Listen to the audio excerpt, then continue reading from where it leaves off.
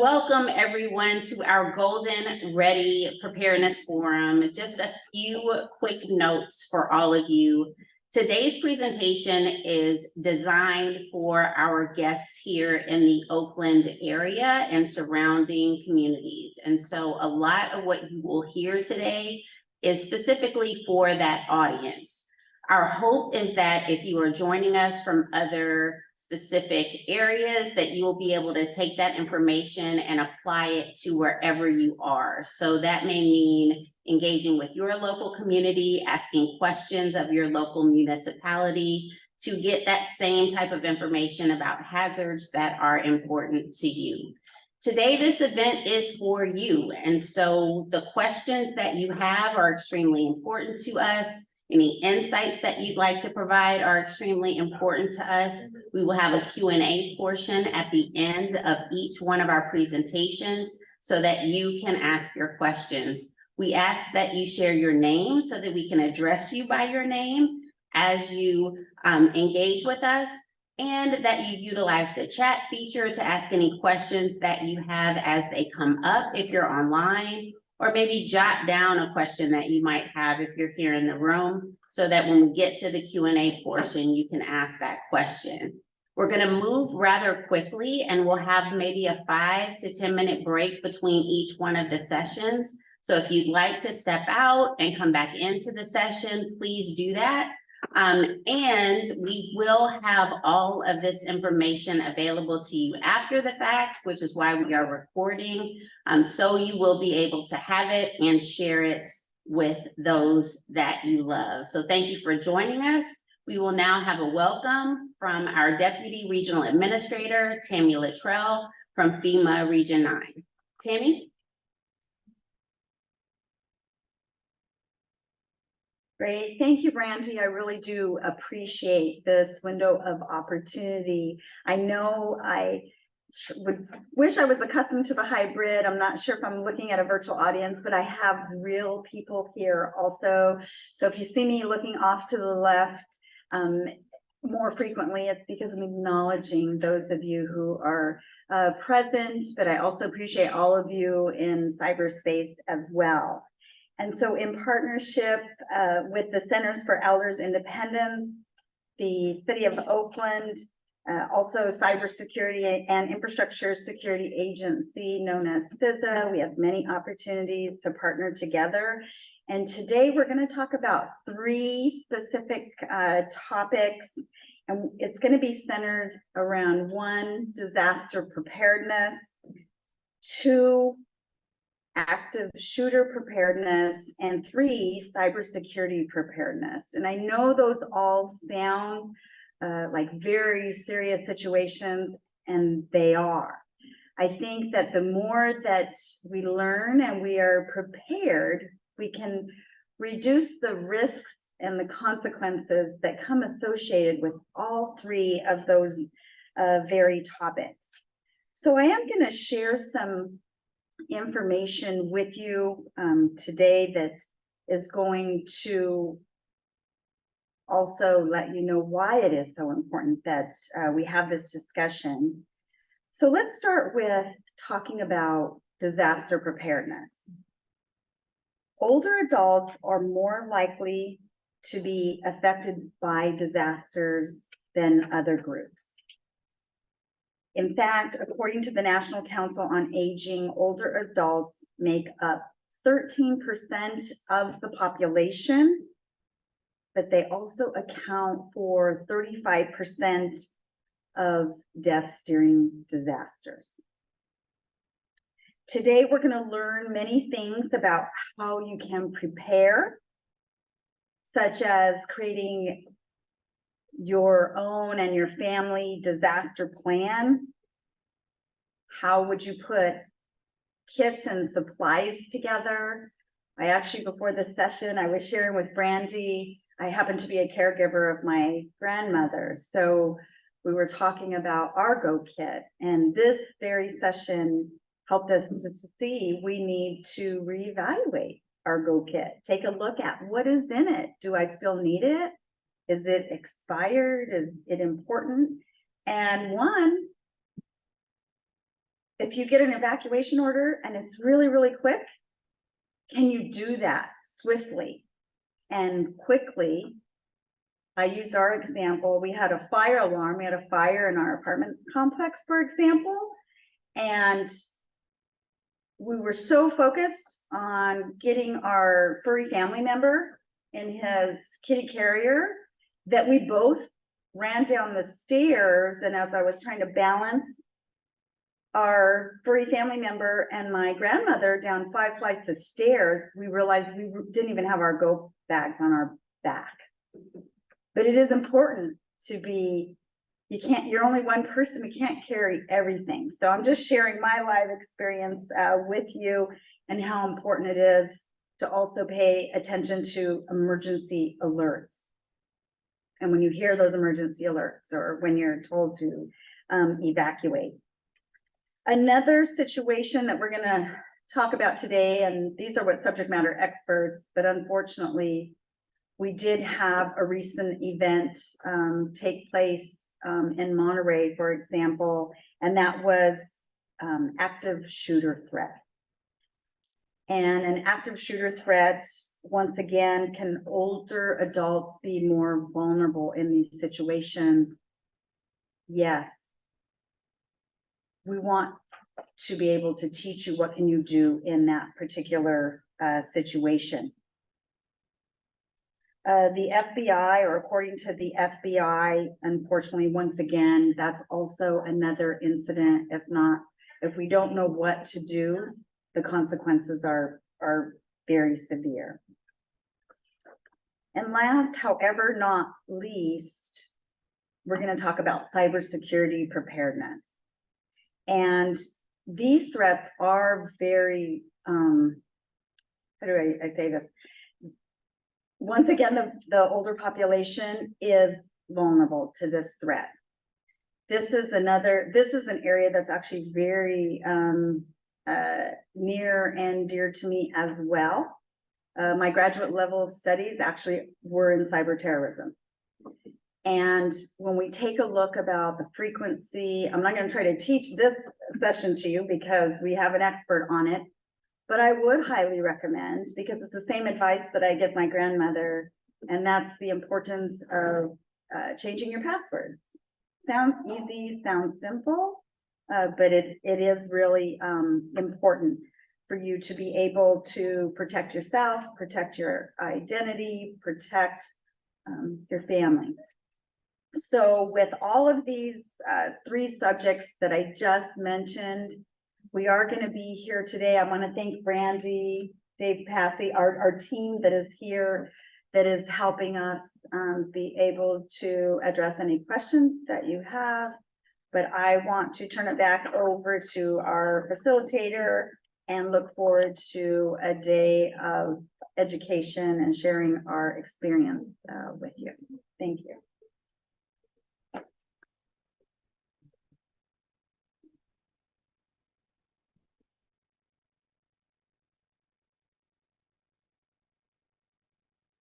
Right. Good afternoon. My name is Uche Owahemo. I'm the Director of Government Affairs for Center for Elders Independence in Oakland here, and we are partnering with FEMA for this very important event today. So I will introduce the next speaker. That's the CEO and President of Center for Elders Independence, Maria Zamora.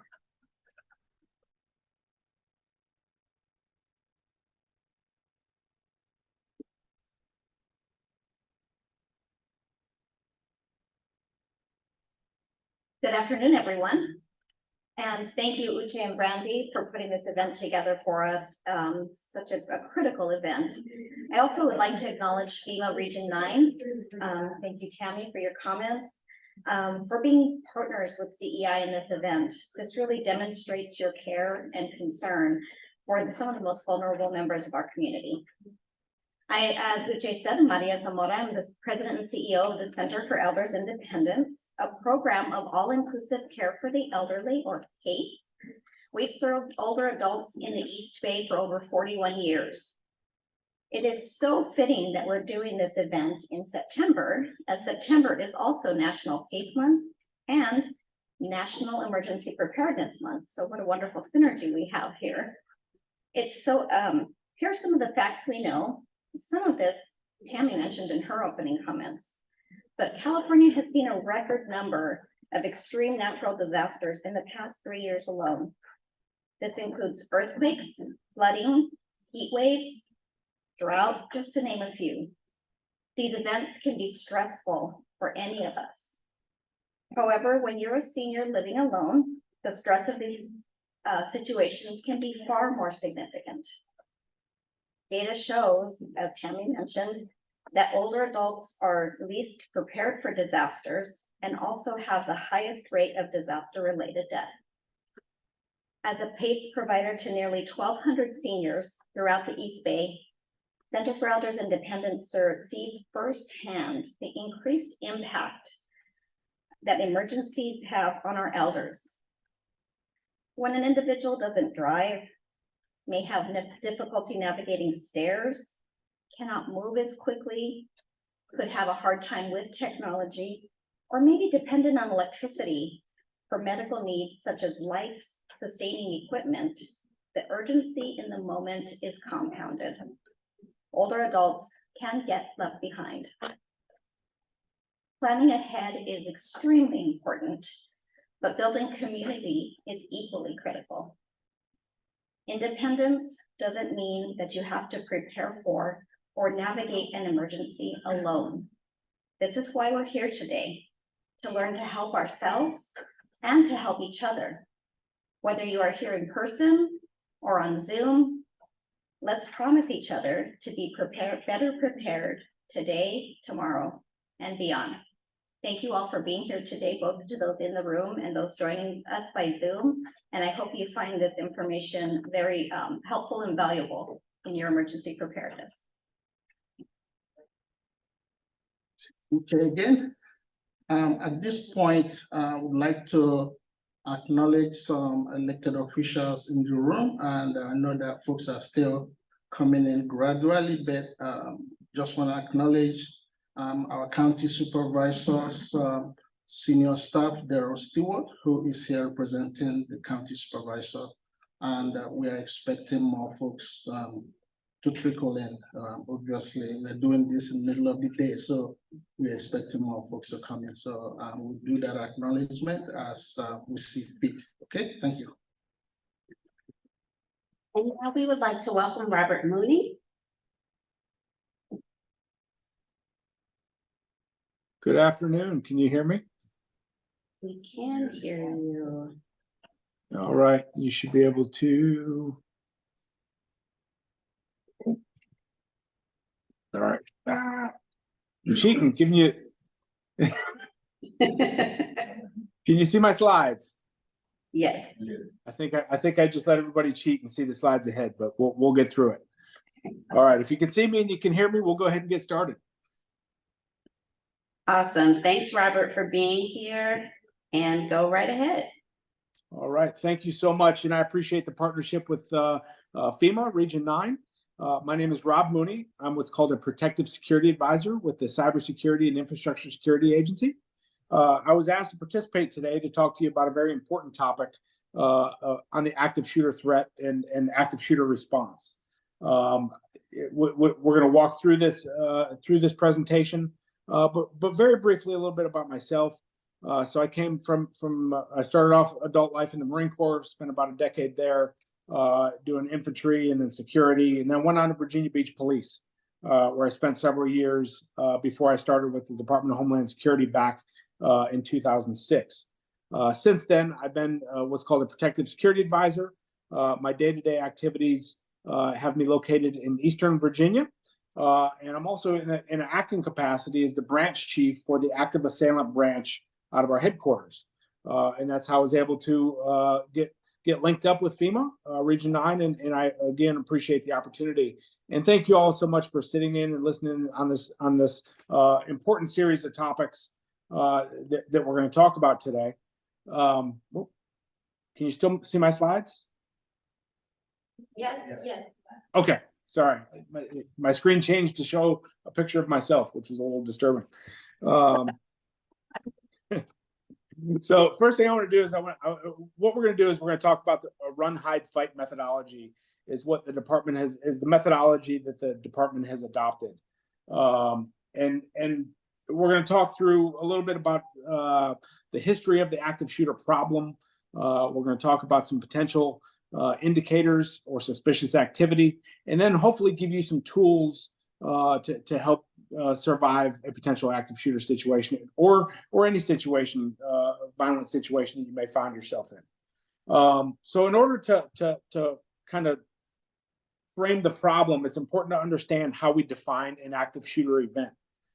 It's an individual in a confined or populated area that is looking to kill or injure as many people as possible, right?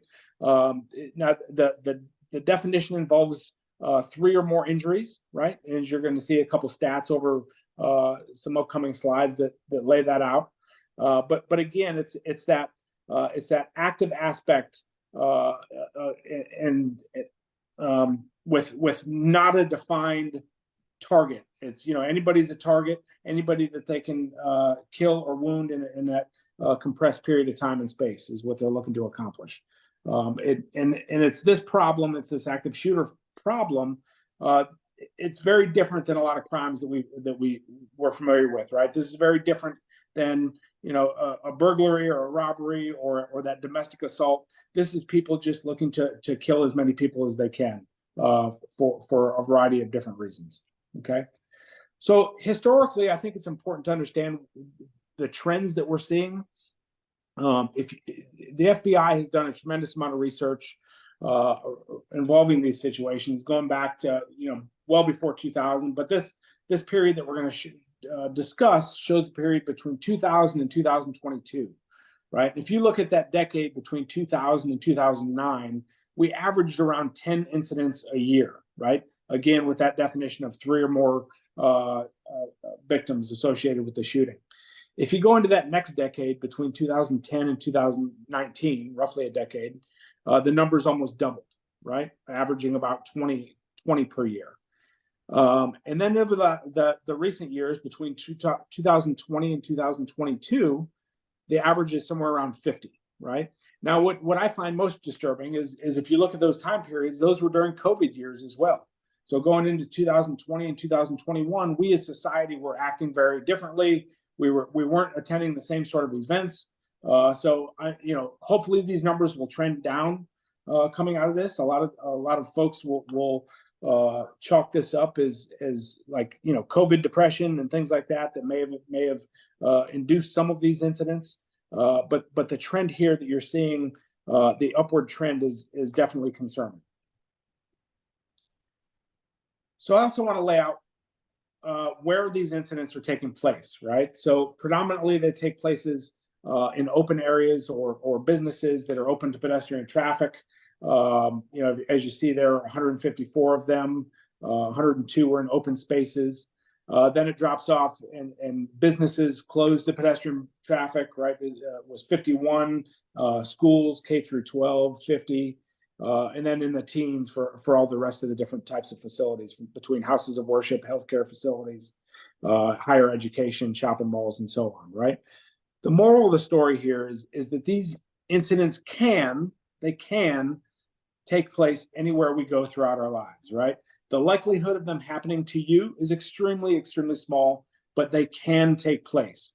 So the importance, though, is to understand that they could take place and recognize and not have the attitude of it can't happen here or it won't happen here, because it certainly can, right? And what experts in this field will also all agree on is that preparedness and awareness is key to your survival during these incidents. Okay. So the threat today, we're very familiar. We all watch the news. There's a number of different different types of weapons out there.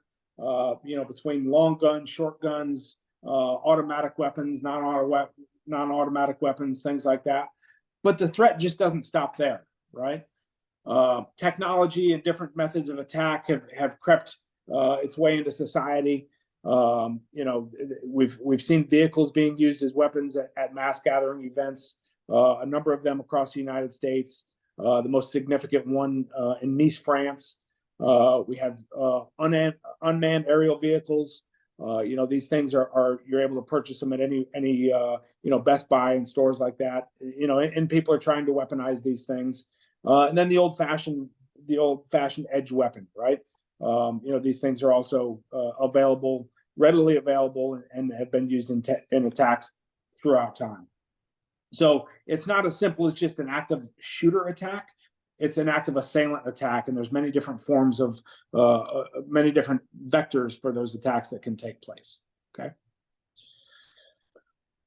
It's important to understand the what we call the pathway to violence. And a pathway to violence is exactly that. It's an individual that's on a pathway to committing some sort of violence. And it all starts with a grievance. And the reason why I put this out there is to increase the awareness, to make folks, you know, to thought-provoking, to where people are paying attention to the people around them, and so that they know where that they can take this information if they're seeing somebody that's identifying some of these characteristics or are on their pathway to violence, right? So that pathway of violence starts with that grievance, right? An individual is mad about something and determines that they need to take action and cause harm to a group of people or people, right? And then they get that idea that they're going to commit that act of violence. And from there, it's that planning process. And this planning process is key because it often offers us mechanisms to identify the behavior and do something about it. Almost every attack that you see in the news, excuse me, almost every attack that you see in the news, there was somebody that saw something that failed to do something about it, right? So we want to minimize that and start paying attention, right? So an individual that has determined that they're going to create some sort of violence, they start that planning process, whether it's research, and then they start doing some preparations and probing, and maybe scouting out the area, visiting the area that they're going to attend. I was in Alabama a couple weeks ago, just to kind of take a side turn here, and I got to meet a gentleman by the name of Jim Musgrove. Jim Musgrove was a 79-year-old man, small-framed individual, who was attending a potluck dinner at his local church. Right, in attendance, there was 24 of his good friends that they were there just enjoying each other's company and dinner. And the reason why I bring that up during this presentation, a month prior during that same potluck, an individual that just seemed off attended that potluck and was acting very strangely, right? He was probing or doing some research at that facility. Well, a month later, fast forward to the day that I'm talking about, and Jim was sitting there at the potluck, and this same individual came back and he sat down at a table. And this is going to lead into the next parts of the presentations, but this individual was a pretty large guy, and he was sitting at the table with his legs up under the table, and he pulled out a weapon and he proceeded to shoot 3 of Jim's close friends, right? Now, Jim, like I said, was a 79-year-old man. He had some military experience long in his past, but he took action. And Jim, in that moment, picked up his chair and he charged the individual because he knew the individual wasn't going to stop doing what he was doing. And as Jim got close to the individual saw him in his peripheral vision and turned his weapon towards Jim. Well, Jim attacked the weapon, disarmed the man, and proceeded to restrain and beat that individual for 12 minutes. 12 minutes that it took for law enforcement to respond, right? So I don't know about any of you, but 12 minutes is an extremely long time to do anything, let alone wait for law enforcement to arrive. So there was a lot of learning lessons. You know, Jim is an absolute hero in saying that in his story and his experience for a number of reasons. One, Jim did on that day what most of us pre-game and think and plan through and run through different scenarios in our head all the time, right? You know, I've run through those scenarios 1,000 times in my head in hopes that I act slightly like Jim did on that day. So coming back to this, those individuals, they do a lot of times they'll do the research, the planning, they'll do the probing, the breaching prior to that attack. So when you're seeing individuals that are doing, that the behavior is just not right, make sure that you're notifying somebody to do something about it. So of the behavioral indicators that I want to talk about, there's two different types here that I want to talk about. Is the behavioral indicators of people we know, and then people we don't know, right? So people in our world, right, whether it's family or coworkers or people, in our congregation at churches, if these individuals start talking about violent incidents, expressions of suicide or violence, some overreaction or focused on weapons and things like that, overreaction to changes, violating policies, paranoia, angry outbursts, absenteeism, all these kind of just behaviors, withdrawn, things like that.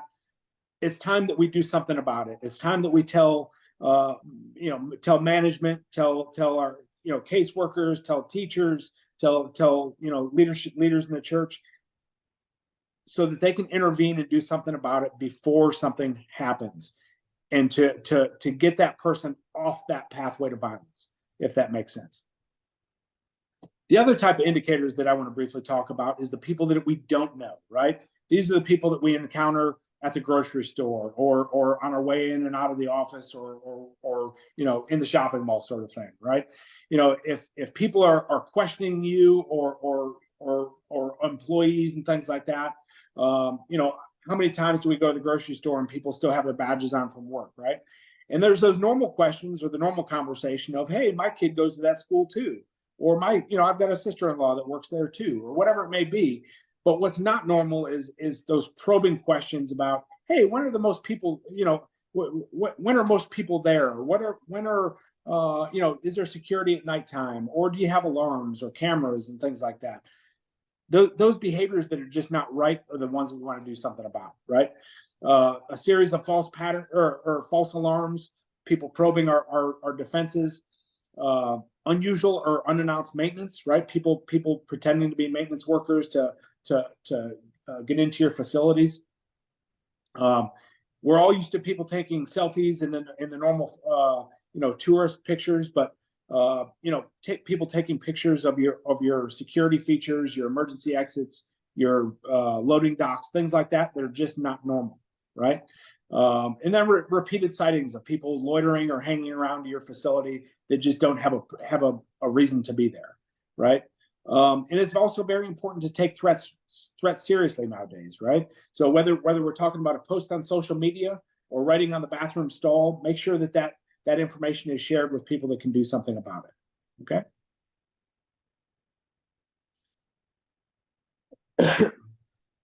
What I want to talk briefly about, and I told the story of Jim, my new hero that I met a few weeks ago. But when I can't see the folks in the room, but I think it's safe to assume that every person in the room has been through some sort of stressful situation in their lives, right? And if you haven't, I'd like to meet you. But our bodies do. Sorry.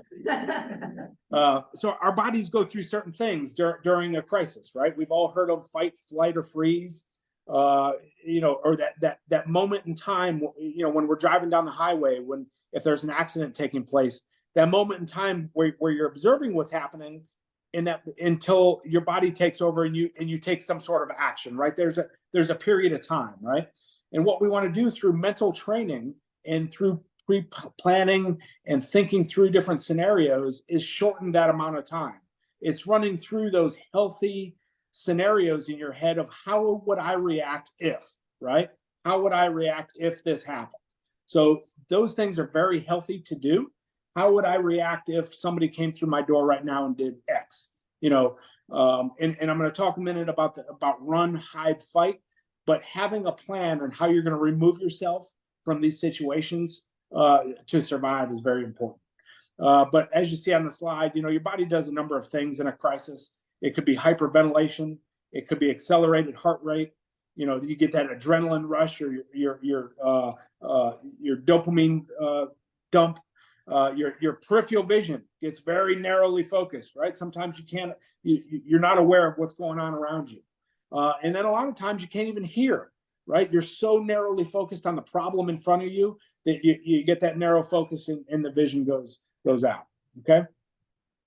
So bringing it back, and I want to talk about for a few minutes about the run, hide, fight methodology. This isn't a priority order. We would encourage you to remove yourself from the situation or run, right? That is getting yourself off the X. What's referred to as the X is where that bad situation has taken place. Remove yourself from it. Take you and the people that you care about, the people around you, and get out of there. There's a lot of different methodologies out there. The Department of Homeland Security has adopted the run, hide, fight methodology. I like it. It's easy to remember. It's kind of like stop, drop, and roll to me. You can wrap your head around it. And it doesn't take a lot to retain that. So run is the priority. Run if you can. If you cannot, then you hide. And as an absolute last resort, you're in a fight for your life. This is a means of survival, right? So a couple of things to keep in mind. And now what we're going to talk about, this applies not just in your workspace or where you volunteer at or your church, but everywhere you go throughout your day, right? You should have some situational awareness about you to know where things like different exits are, right? There's a local grocery store where about 10 years ago there was a shooting just up the street from my house. And the shooter came into the front of the grocery store, up towards the registers, just like every other grocery store where they were at the front of the store. And the individual shot a young airman on a Sunday morning. Very tragic. What happened after that, where everybody in the grocery store ran directly past that threat out the front doors to their cars because they knew that was their way out? Well, they put themselves in harm's way doing so. So what I ask you to do is identify where that threat is and go the opposite direction, right? Get away from the threat. Have a plan in mind, whether you're going into the shopping mall, whether you're checking into a hotel, notice where the fire exits are and things like that. As you're leaving, be a good citizen, try and get others to evacuate with you. But if they refuse to go, then at that point then they're on their own, right? Leave your belongings behind. We can replace your purses, your bags, your things, your phones, but we can't replace you, right? And as you're leaving, make sure that you're preventing other people from coming in. Another thing I want to point out is we don't pull fire alarms during an active shooter situation. Okay, we do not pull fire alarms. A fire evacuation is very, very different than an active shooter evacuation. A fire evacuation, we orderly move out the main entrance. We go to our pre-designated location, and we wait for the fire department to come to give us an all clear. Right?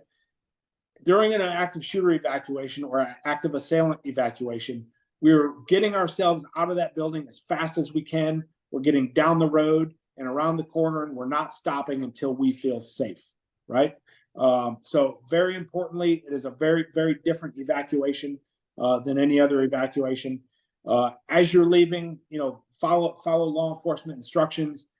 Keep your hands visible and listen to their instructions. I'm going to talk about law enforcement at the end of this presentation, so we're going to circle back to that.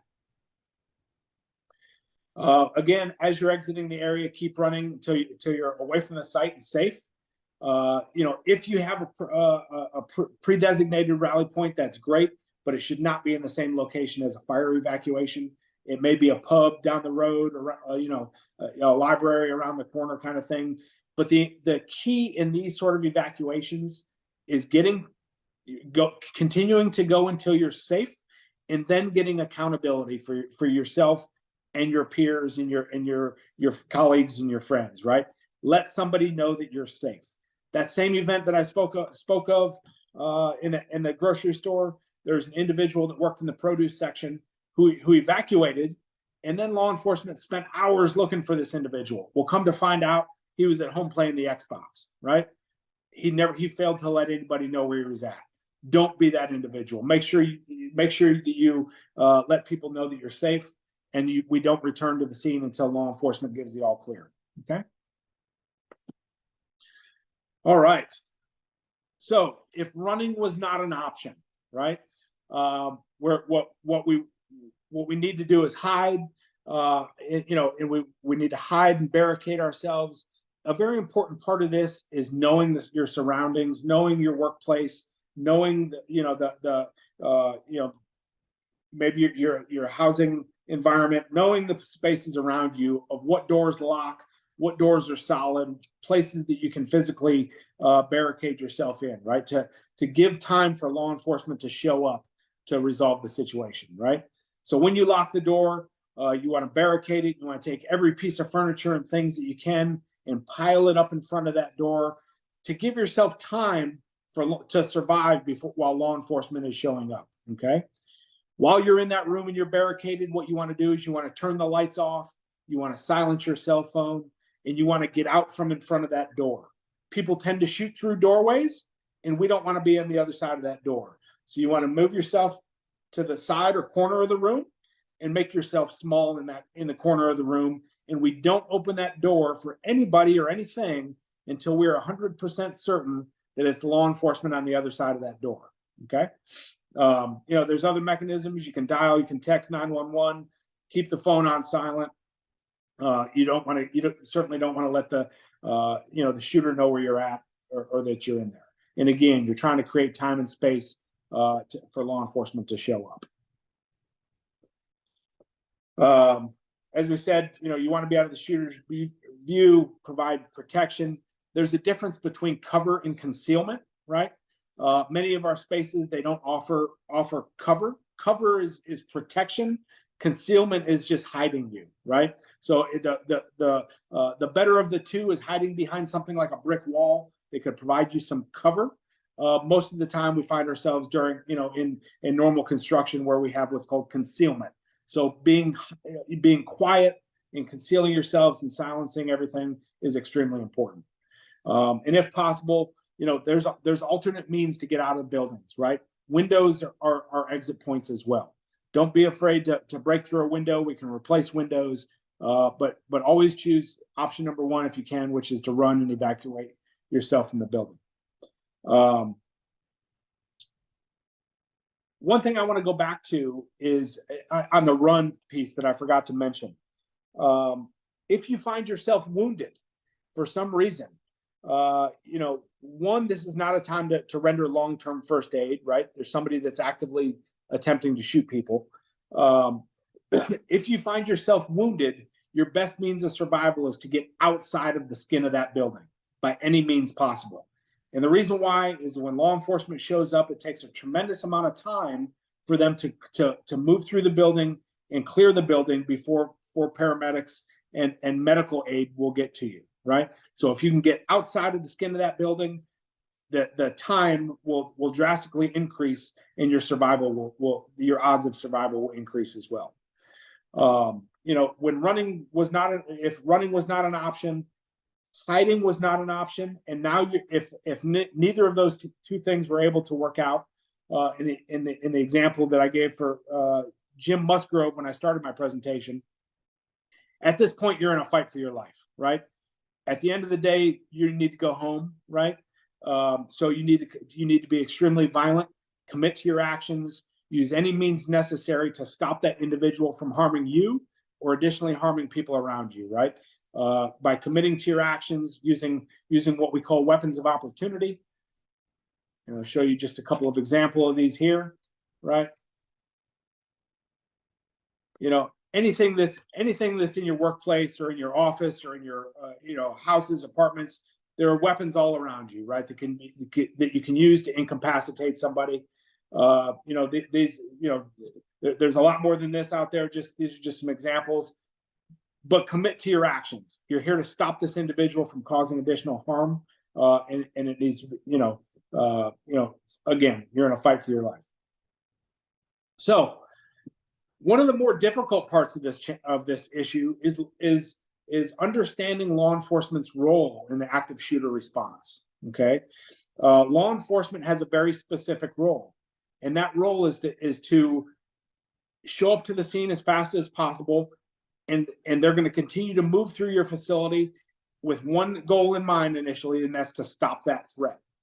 When they're coming into your buildings, they're laser focused on identifying where that threat is, moving through your building, identify that threat, and stopping that individual from causing further harm. Right. So, they're going to come and they're going to come in a variety of different uniforms, depending on where they're coming from, what agency they're with. They could show up in the normal law enforcement uniform. They could be detectives wearing suit and tie. They could be wearing raid jackets. They could be wearing tactical uniforms if they were part of the SWAT team. Their mission is to show up and to stop that threat.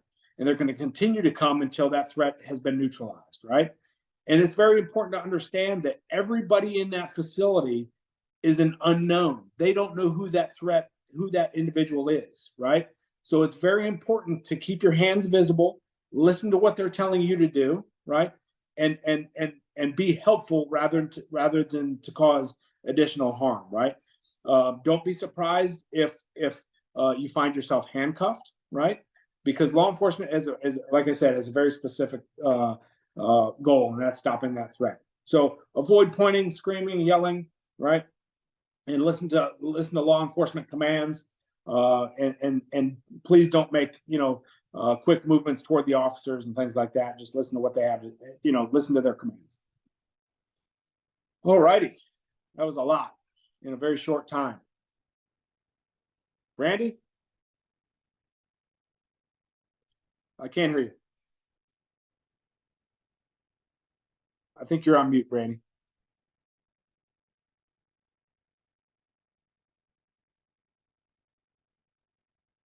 Are there any questions in the room? Any questions in the chat? Whoa, that's a big head up on the wall.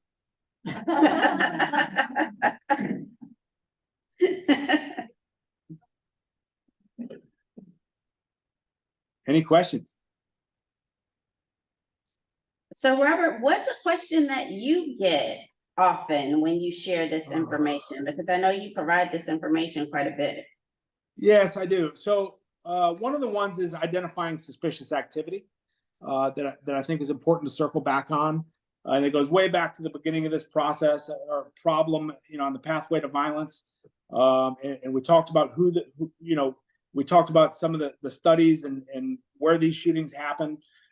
It's very important to know how to report suspicious activity and what suspicious activity is, right? We've all heard terms like profiling and things like that. I think it's very important to say that as it relates to reporting suspicious activity, if you focus on the behavior, you will never be wrong. If you focus on anything other than that, whether you're talking about color, creed, religion, what somebody looks like, where they come from, if you focus on those things, you'll almost always be wrong. But if you focus on the behavior, you'll almost always be right in your justification for reporting suspicious activity. So I think it's important as in a community to know where you can report these suspicious things, whether it's non-emergency numbers for law enforcement, 911 through the state fusion centers, places like or through private entities like security and businesses and stuff like that. But know how to report suspicious activity, and that's extremely critical. Is that okay? That's excellent. A question that I have, when I was young, my grandmother used to sit on the porch and she would peep. She'd be peeping at what other people were doing. Uh-huh. She would sit on the porch, and then she would also look through the blinds. She would call it peeping, for real. Yeah. And so she would be the neighborhood watch. She was always paying attention to what other people were doing. So, but she was a very much older adult. Sure. So what role can older adults that maybe are at home or maybe have a little bit more time play in helping to identify things that are going on in the community? Well, I think they play a very valuable role, and kind of like your grandmother, the ability to know what's not right. I'm going to use a curse word here, and I apologize. But I was in a briefing a long time ago where there was a couple hundred people in the audience, and some PhD was given a discussion on suspicious activity, right? And then the PhD posed the question of what is suspicious, right? And there was an individual in the back of the room that raised his hand and said, "Some shit ain't right." right? And your grandma knew what shit wasn't right, right? Just like, you know, everybody in that room that you're there with, they know what's not right. They know what makes the hair on the back of the neck stand up. And their role in reporting that is extremely, extremely critical, right? I know not everybody can be a Jim Musgrove, like I talked about that 79-year-old man at the beginning of my presentation. I hope that one day, or that I grow into that 79-year-old Jim Musgrove. But that's not everybody's role, right? A very important role is being able to share that, you know, to relay that information on to law enforcement, know what's going on in their community, be an active observer in their community, and it's extremely critical. And to the other point that I said earlier is that, you know, in almost every one of these situations, somebody saw something and failed to do something about it, right? So don't be that individual that fails to do something about it, right? We've got law enforcement, we've got all these different folks. Let's let them, you know, let's let them do their work and stop these next threats from happening. So I hope that answered your question, Brian. It does. Thank you so much. Any last question in the audience? Final call. Can I ask? Absolutely. Uche has a question. Trying to have the audience. We got the expert on the line. Right, exactly. So first of all, thank you for doing this presentation. But my question is really this: there are some areas or institutions that historically we consider them to be sacred, like church, our faith-based areas and schools. But we've seen an increase in, you know, of shooting happening. Do you have an idea as to why we've seen this ongoing increase in these areas that typically we don't, you know, we don't attack? Yeah, if I knew the answer to that question, sir, I'd probably, you know, I think if we could solve that problem, we'd be in a much better place. But the reality is you're right. We are seeing an uptick in incidents at places like houses of worship.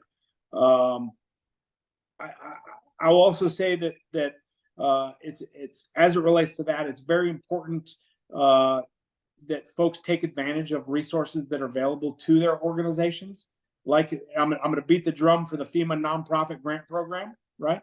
As one great resource that houses of worship should be taken advantage of, or any other nonprofit organizations that fall into that category. But there's also services out there that can help on the prevention protection side of things that we work on. Local law enforcement does the same thing. We've got folks in the community that can come out and do assessments, do walkthroughs of these facilities to heighten the awareness of security, talk through concerns, help them come up with strategies to prevent it.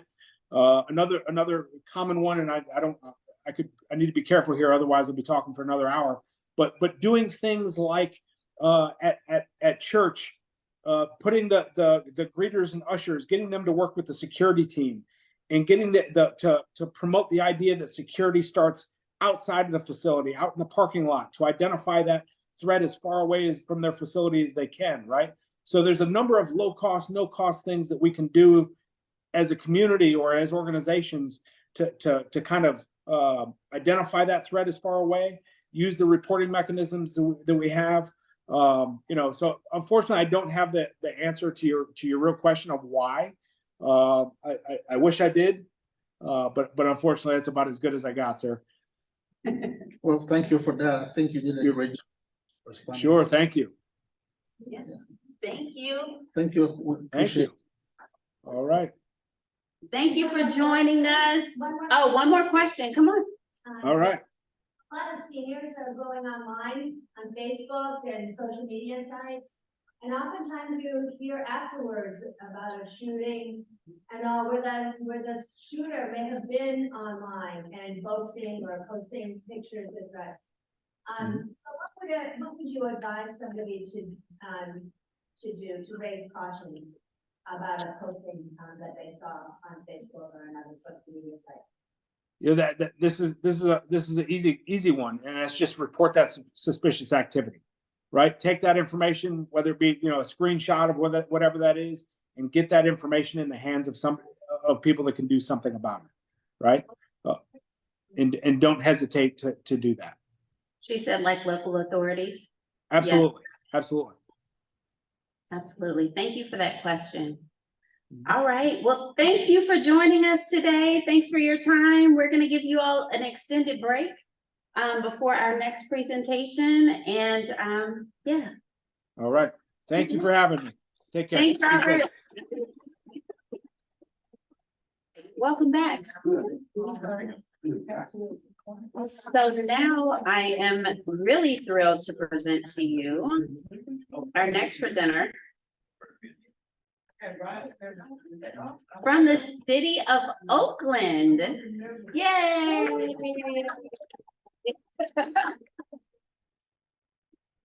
Brianna, do you want to tell them a little bit about what you do at the city of Oakland and how you're going to explain to them about emergency preparedness, which is all about what we do at FEMA. So I'm super excited and I know you will enjoy this presentation. So get your thinking caps together, start asking your questions in the chat and start writing your questions down.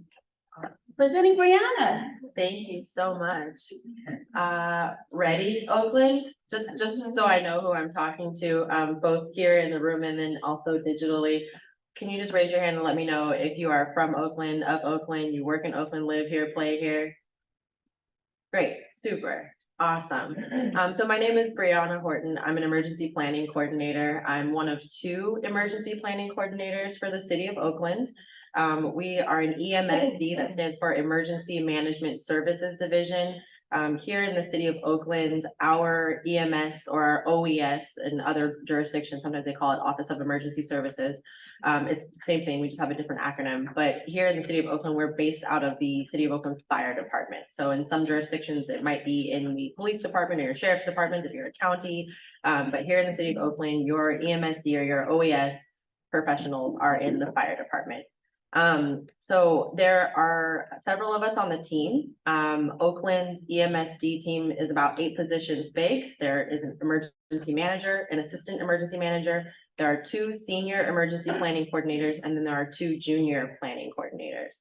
So my experience is rather limited. I am probably not the most knowledgeable person on my team, but I have been doing just general emergency preparedness work in Oakland in the community for about 3 years now. And so I will take all the questions that you have today, understanding that I might not be able to answer all of them, but working with Randy and the team from FEMA, I'm happy to bring the answers back to you or send them out so that you can follow up. Yes, I have a question. My name is D. Gentleman. I know these people use a lot of big words. I'm curious, like, I like the abbreviation. EMS, what is it? For EMSD, it stands for Emergency Management Services Division. So that's just the division within the fire department that is specifically responsible for helping the community prepare for any emergencies or natural disasters. We also work with our city internally to create coordinated plans. So you have like integrated preparedness plans, local hazard mitigation plans, emergency operations plans. I'll talk a little bit about some of those things and how you all can access those documents soon. But generally speaking, it's our team that's doing a lot of the behind the scenes coordination work for these larger incidents when they take place.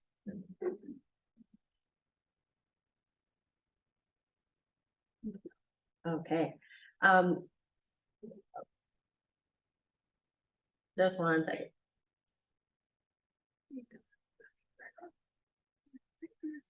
Thank you. So I am really excited to be here today to share this information with you all. Older adults have specific needs and emergencies that sometimes get overlooked or they're not spoken about enough in these presentations and trainings. So thank you to the FEMA team for having this event and inviting Oakland to be a part of it and kind of share and make connections. So as soon as we can click. Great. So what we'll talk about today, this is an abbreviated version of a longer personal emergency preparedness training that we provide. It's from the core program. If you're here in person, you'll see handouts and flyers on your table that kind of give an overview of what the core program can do and what trainings it provides. All of it is free. So today I hope to give you maybe just like a teaser of some of the information that you can expect to get if you were to register with us and sign up for the longer version. We only have about 30 minutes today. This presentation is typically about 90 minutes long, but I hope that you get some of the most important takeaways. So with that, what we'll talk about today are some of the local hazards that you should be aware of as someone who spends time in this city. We'll talk about ways that you can stay informed, some of the public alerts and warnings and where to sign up for those and what they sound like, where to just kind of stay generally aware and abreast of what's going on in the city. We'll talk a little bit about some of the steps that you can take to prepare yourselves and in your home. We will give you some best practices and tips or recommendations for how to make a plan and build a kit. There are several kinds of kits, so we'll go into detail about what kind of kit might be useful where. We'll talk a little bit about what it looks like to recover, and then we'll provide additional links and resources. So going through the hazards, Oakland has several of them. Some of the ones that come up most immediately to folks when you're just thinking about it, you're probably like, oh, wildfire's one, earthquake is one, but the city of Oakland has other hazards that you do need to be aware of, and it also depends on where specifically in the city you are. So when we're talking about natural disasters here in the city of Oakland, we are also concerned about severe weather. We are concerned about flooding, especially during the winter storms. When it gets really, really rainy in January, December, we're kind of coming up on that. We do have a small risk of tsunami here, but as my supervisor likes to remind us, we are protected because of our geographic or the geology here in the Bay Area, to where tsunami is a threat in the city of Oakland, but it's not as big of a threat as you would find maybe in a place like Crescent City or something like that. That's NorCal for folks who don't know exactly where that's at. Climate change is something that we want to be really aware of, and that also has more severe impacts to our older American community. And then we also have things like technological hazards, and then there's human caused hazards or dangers that we could be more aware of as well. So the previous presentation talked a lot about the human caused ones, active shooter, that was what that was all about, but that's something that we need to consider here in the city as well. Climate change is on there a couple of times because there are human factors that exacerbate that. It's something that's going to happen naturally, and the effects of it, right? Heavier rainstorms, more severe weather is one of those things, but there's also things that we can do. And so we just kind of want to highlight that in both areas, that humans have an impact on our climate as well. Dam inundation, just by a show of hands, either online or here, does anybody know what dams might affect us here in the city if there were something like dam failure or anything like that? Say it one more time. So if a dam does fail, significant flooding would occur in the city of Oakland. I'll get to it in a couple other places, but like we have that San Pablo Reservoir. I think there's a dam that's connected with Lake Chabot. There's a couple other ones. All of those, even though they're not like right here in Oakland, if any of one of those would have failed, they can impact us pretty severely. So it's something that we want you guys to know. And then this was my first time actually being involved in an emergency operations center activation. But here in Oakland, we experienced in 2019, for the first time ever, PG&E proactively shutting down the power. Does anybody remember when PG&E did that because of the wildfires? So those are things that are technological in nature, pressed by a button that a human made, but due to the climate. So they're kind of connected there, but just a really quick list of what we should be thinking of when we say get ready, get prepared. So the first one will kind of go in detail with all of the different hazards and the actions that you might be able to take to prepare yourselves or stay safe. But the first one on the list is earthquake safety. It's the big one. We practice this every October. Next month, we'll be getting ready for the Great Oakland Shakeout. I think more broadly, it's just the Great Shakeout. But before a quake, some of the things that we advise folks to do are make sure that you have sturdy shoes nearby. Some of the most common injuries reported after an earthquake are bloody feet from stepping on broken glass. So we always advise you maybe having a thicker pair of slippers or an actual formal pair of tennis shoes close by the bed or even underneath it. That way, the first thing you do when you get out of the bed, because assuming it's going to happen at like 4 o'clock in the morning, right? And you're going to be dead asleep.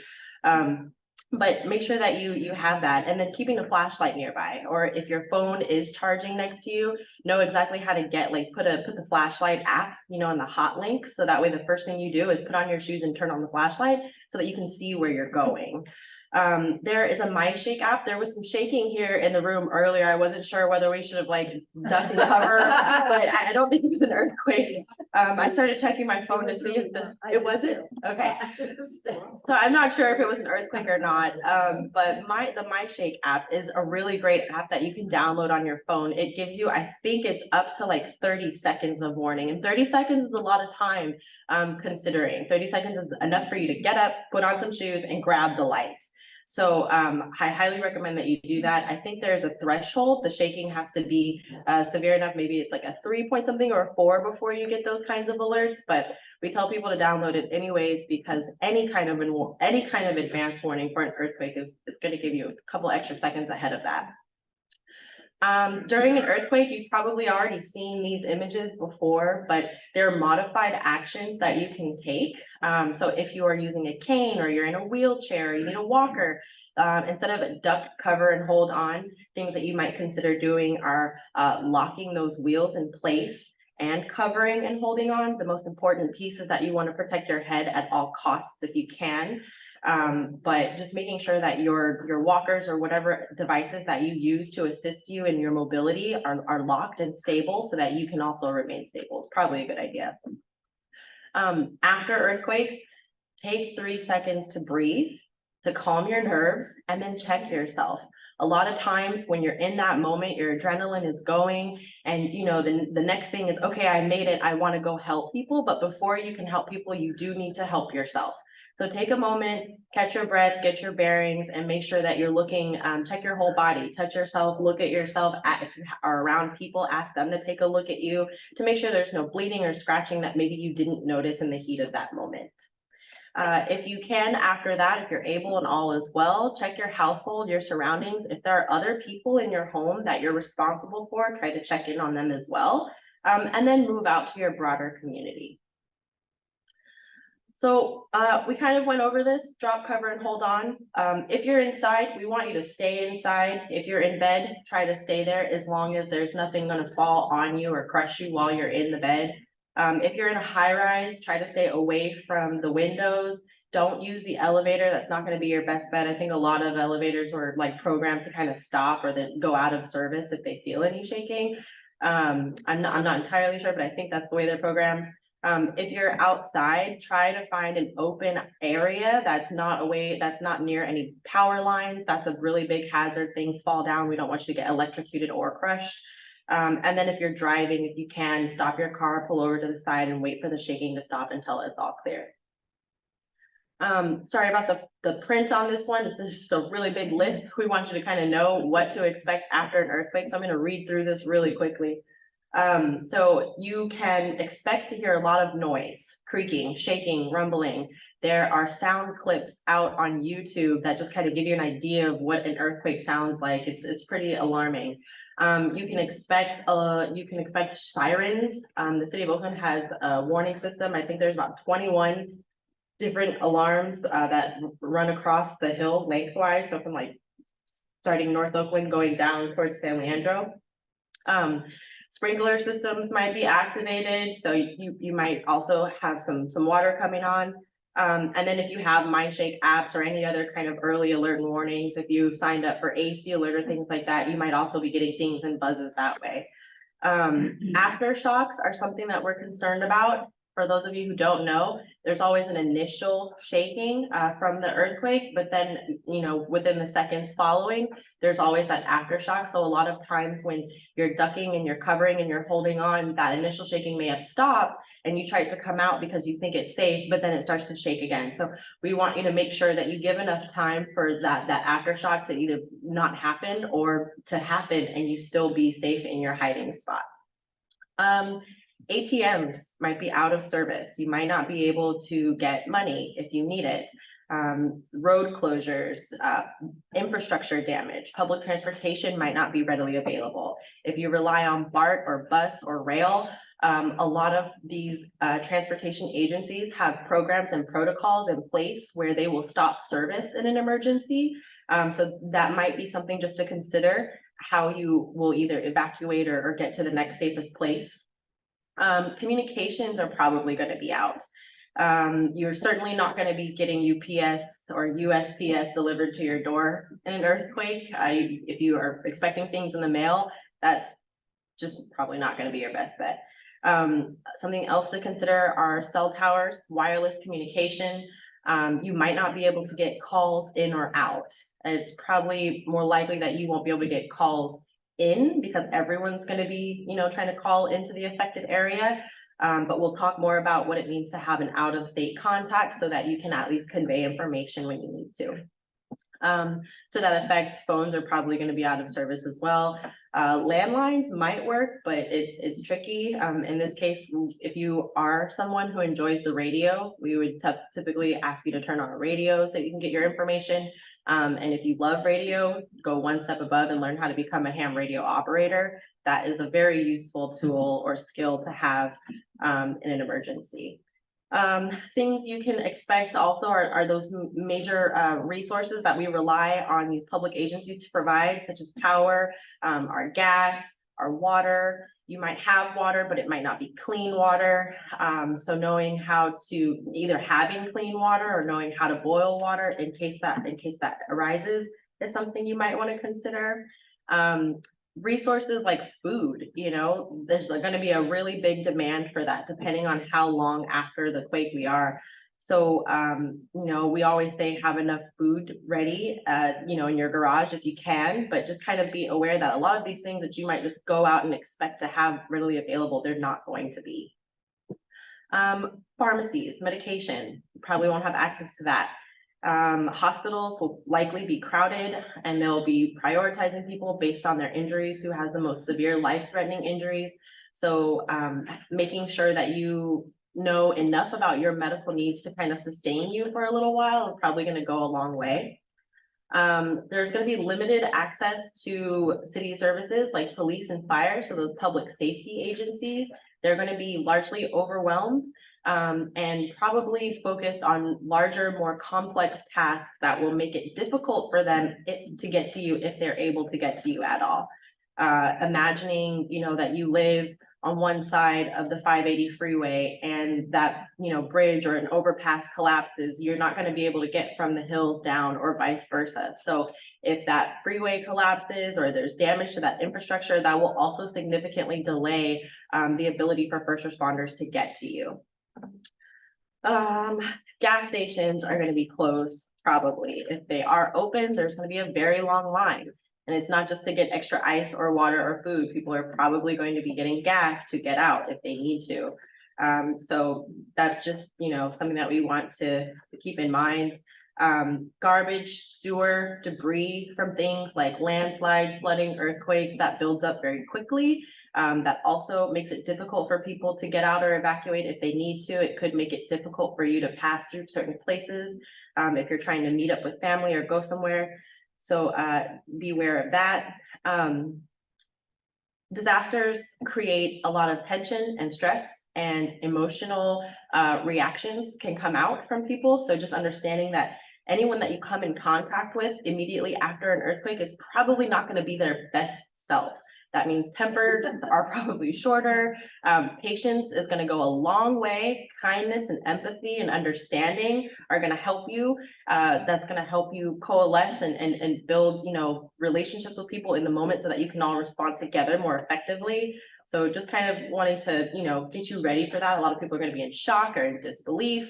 So doing your best to kind of manage and regulate your own emotions will also help you in that situation. People are not always good. And so they use disasters and emergencies as opportunities to get over on other folks. So you might come in contact with a lot of people who are doing some price gouging or scamming. And so that's just something to watch out for, even more so in an emergency or after a disaster. Because you might not have access to your office or your home might be destroyed, certain parts of it, you might not have access to the important financial records that you need. So just kind of being aware of that and thinking about those things ahead of time. You can create copies and put that on secure drives. We'll talk a little bit more about what kind of documentation you might want to consider having, but that's just something to put there. And then your job might be destroyed. So the possibility of you being off of work for a little while on a mandatory vacation is something that could happen as well. Your home similarly could be destroyed. And, you know, understanding that even though you don't have a job or a home to go to, your financial obligations aren't going to stop. So having plans for how you're going to keep up with things as everything is going haywire is probably going to be something you want to think about well in advance. That way it's not so stressful when it all compounds at the same time. So talking about climate change as its own hazard, it has a disproportionate impact on older Americans. It is something that we are aware of, and we've tried to create more opportunities to support this population in the city of Oakland. We know that extreme heat, extreme cold, general poor air quality, and other extreme weather disasters have really negative impacts on this population due to some of the sensitive respiratory needs or medical needs that folks have, arthritis, things like that. It makes it difficult. These events are associated with higher risks of hospitalization for our more vulnerable communities. And so that's just something that, you know, if you already kind of have those concerns for your own health, just thinking, you know, a little bit beyond that, what might that look like when those medical needs are exacerbated or those challenges are kind of when you put pressure on those areas. So why? What specifically makes older adults or older Americans more vulnerable to the effects of climate change? It's the aging process in general. Your geographic location also plays a lot in it, and inability to get to other places. Your socioeconomic status. A lot of folks are retired or they're working on a different kind of income. Social isolation, if you're not staying active and, you know, not networking and really being social in that space. There are also compounded effects when you're talking about racial and ethnic disparities in addition to age. And then generally speaking, cognitive impairment. Sometimes we're not as sharp as we'd like to be as we get a little bit older. And so all of these things together make it just a little bit more dangerous for you when we're talking about some of these disasters and hazards. So this is a short video. It's really here to educate you, but also to give me a speaking break. I'm gonna go ahead and let this play, but it is a really good video that I think does a great job at illustrating some of the concerns that we might have for you or that you might have for yourself as older adults. Do I play it?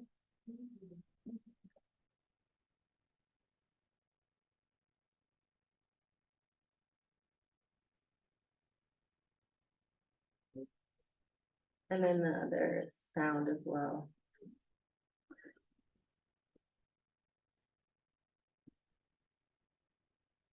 One second. There should be sound. Yeah.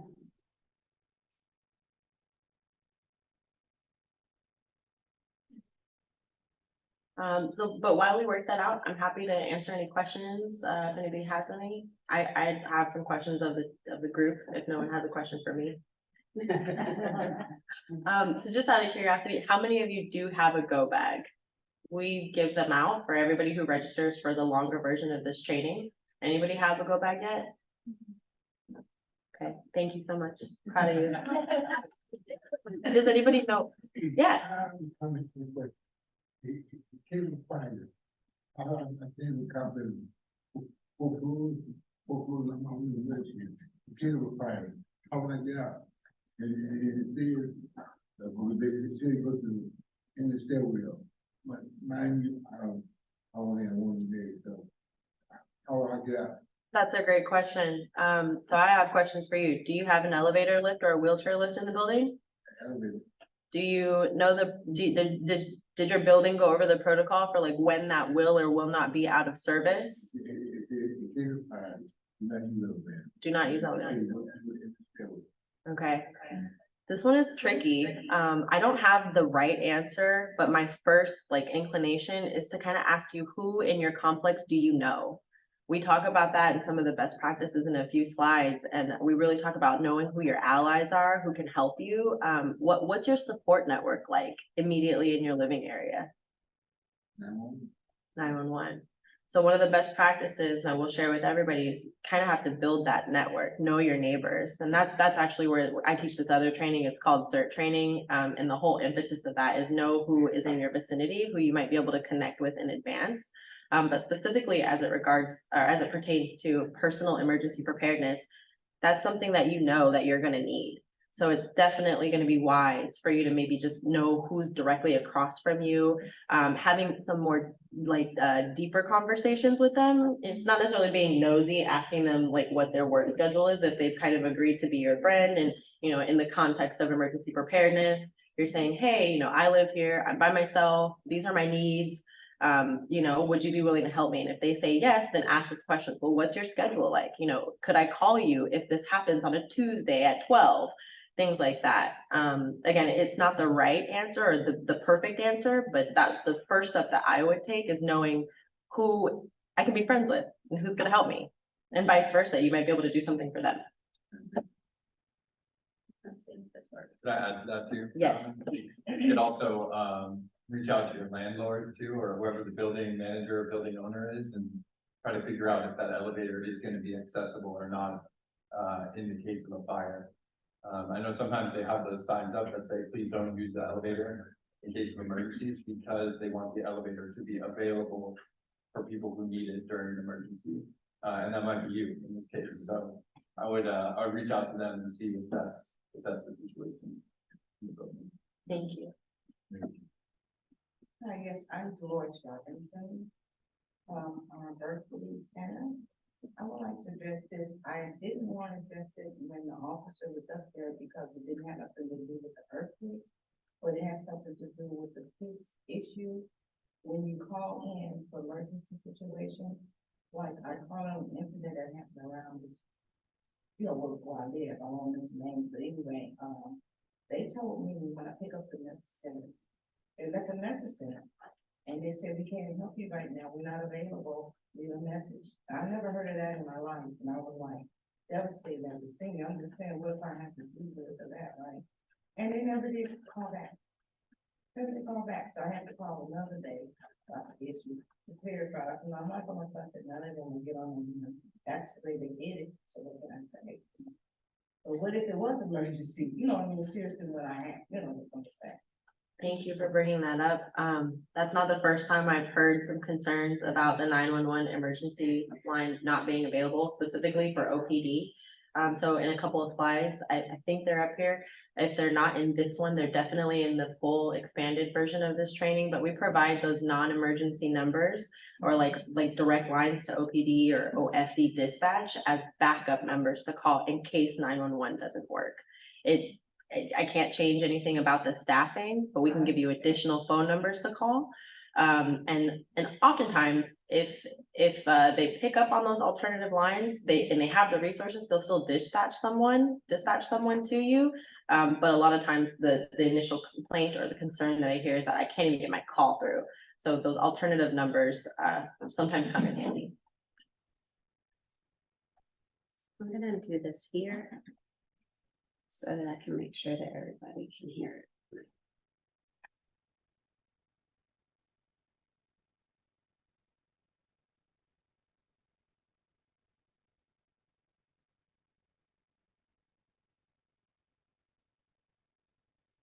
Thank you.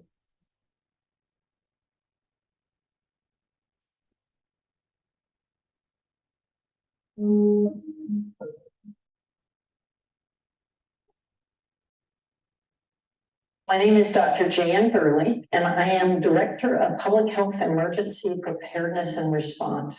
I'm also the Deputy Health Officer for San Francisco's Department of Public Health. We plan for, respond to, and then try to help people recover from disasters and emergencies. It ranges from cyber attacks to the earthquake we all fear in California, to extreme air quality events, Seniors are uniquely vulnerable to climate change. And so it's really important for seniors to prepare for issues around climate change. Older adults are very susceptible to heat injury, and the disproportionate number of deaths after an extreme heat event are among seniors. And that's true whether it's Kyoto, Japan, New York, or San Francisco. When it comes to a combination of heat and air, which will happen one day it'll be really warm no matter where you live, and there'll be smoke in the air. And we really hope there also won't be a power shutdown. But if we get all three, the most important issue to deal with in that moment is heat. We actually live at a tiny range of temperature safely. We do great with cold.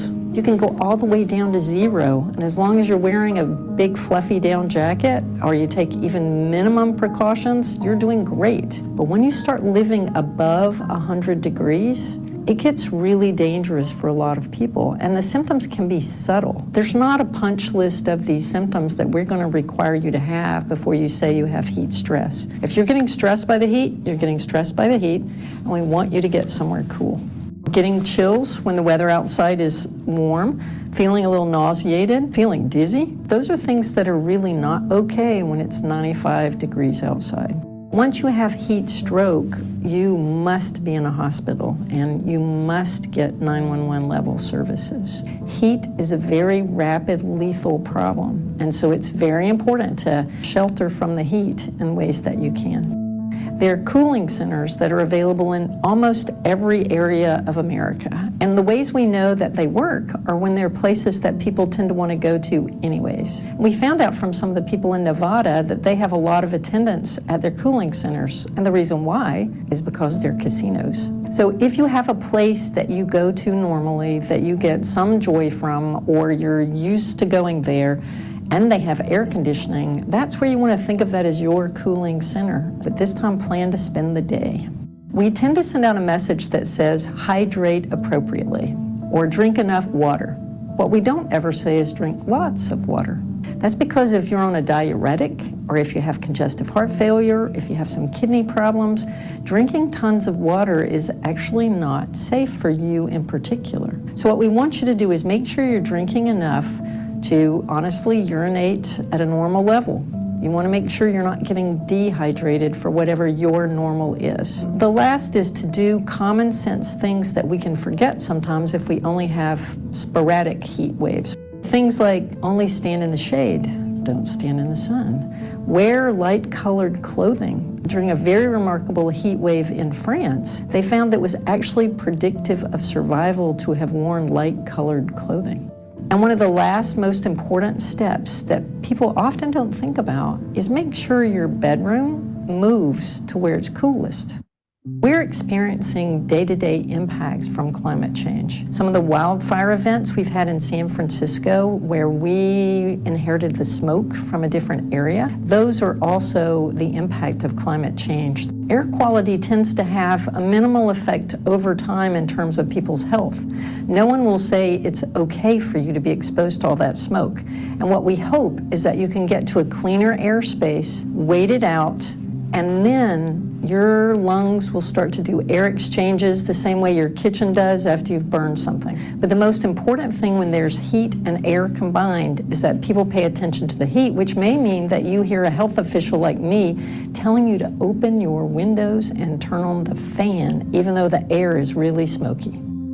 The other important thing about air quality issues like wildfire smoke is that we are not recommending for people that they get an N95 respirator. Those are very specific medical devices that were created for people to use in the operating room and to prevent horrible diseases like Ebola from spreading. They're only known to be effective when they're tightly fitted, person can't have any facial hair, and they clog as you breathe through them. So it actually increases the work on your cardiovascular system significantly.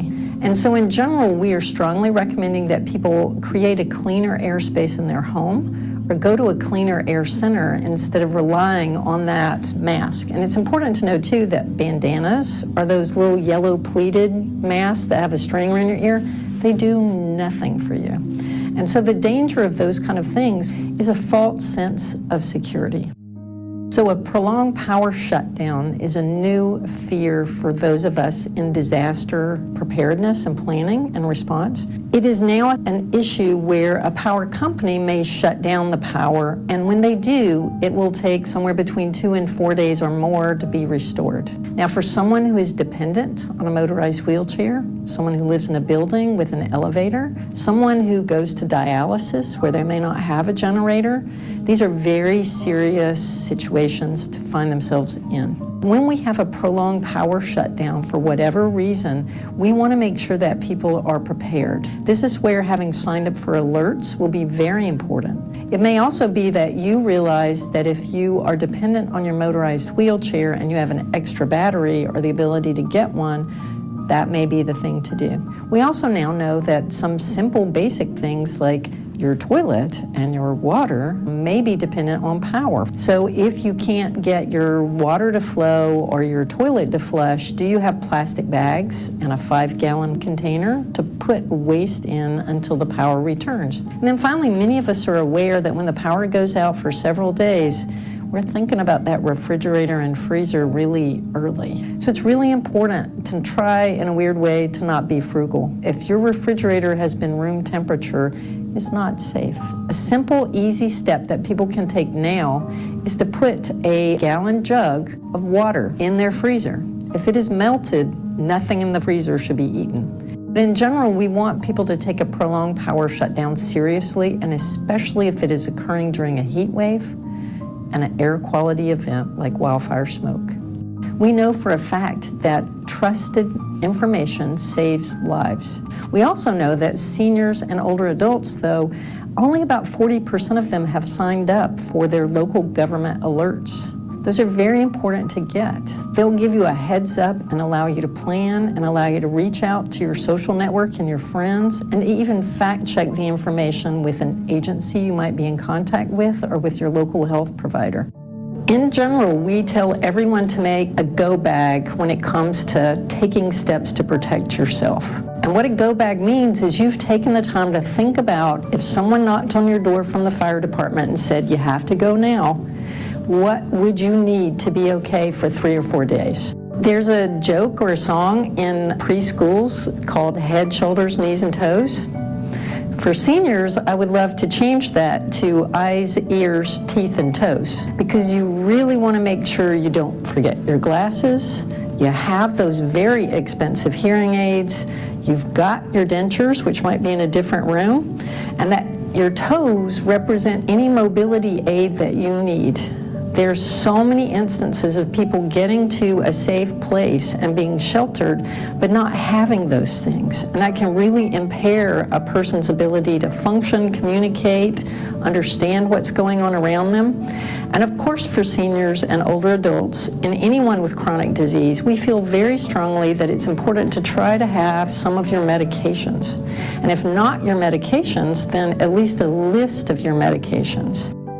I would love if seniors and older adults, pretty much all of us, could start thinking of our lives in terms of seeking safety. Because safety is a form of self-care and it's a form of nurturing. And without it, I think we all take a hit in our health. I believe that we owe our seniors a lot. And what we really owe them is the ability to thrive and be safe in their senior years.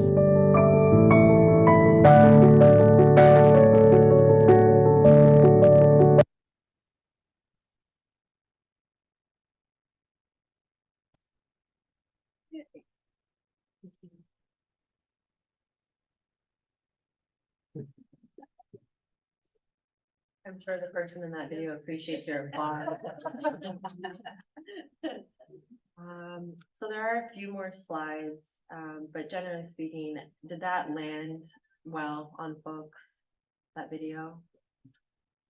The much more polished and concise way to go through some of the slides that I'm still going to present on, just to highlight, because we really want folks to know about that. But that was a really good resource that I wanted to make sure to share. It came to me actually from a partner. We did a preparedness event or training at St. Mary's Center, and the coordinator there found this video and said, anytime I do presentations to the senior community, or the older adult community, I should share that. So I hope that that gave you a lot of good insights and things to consider.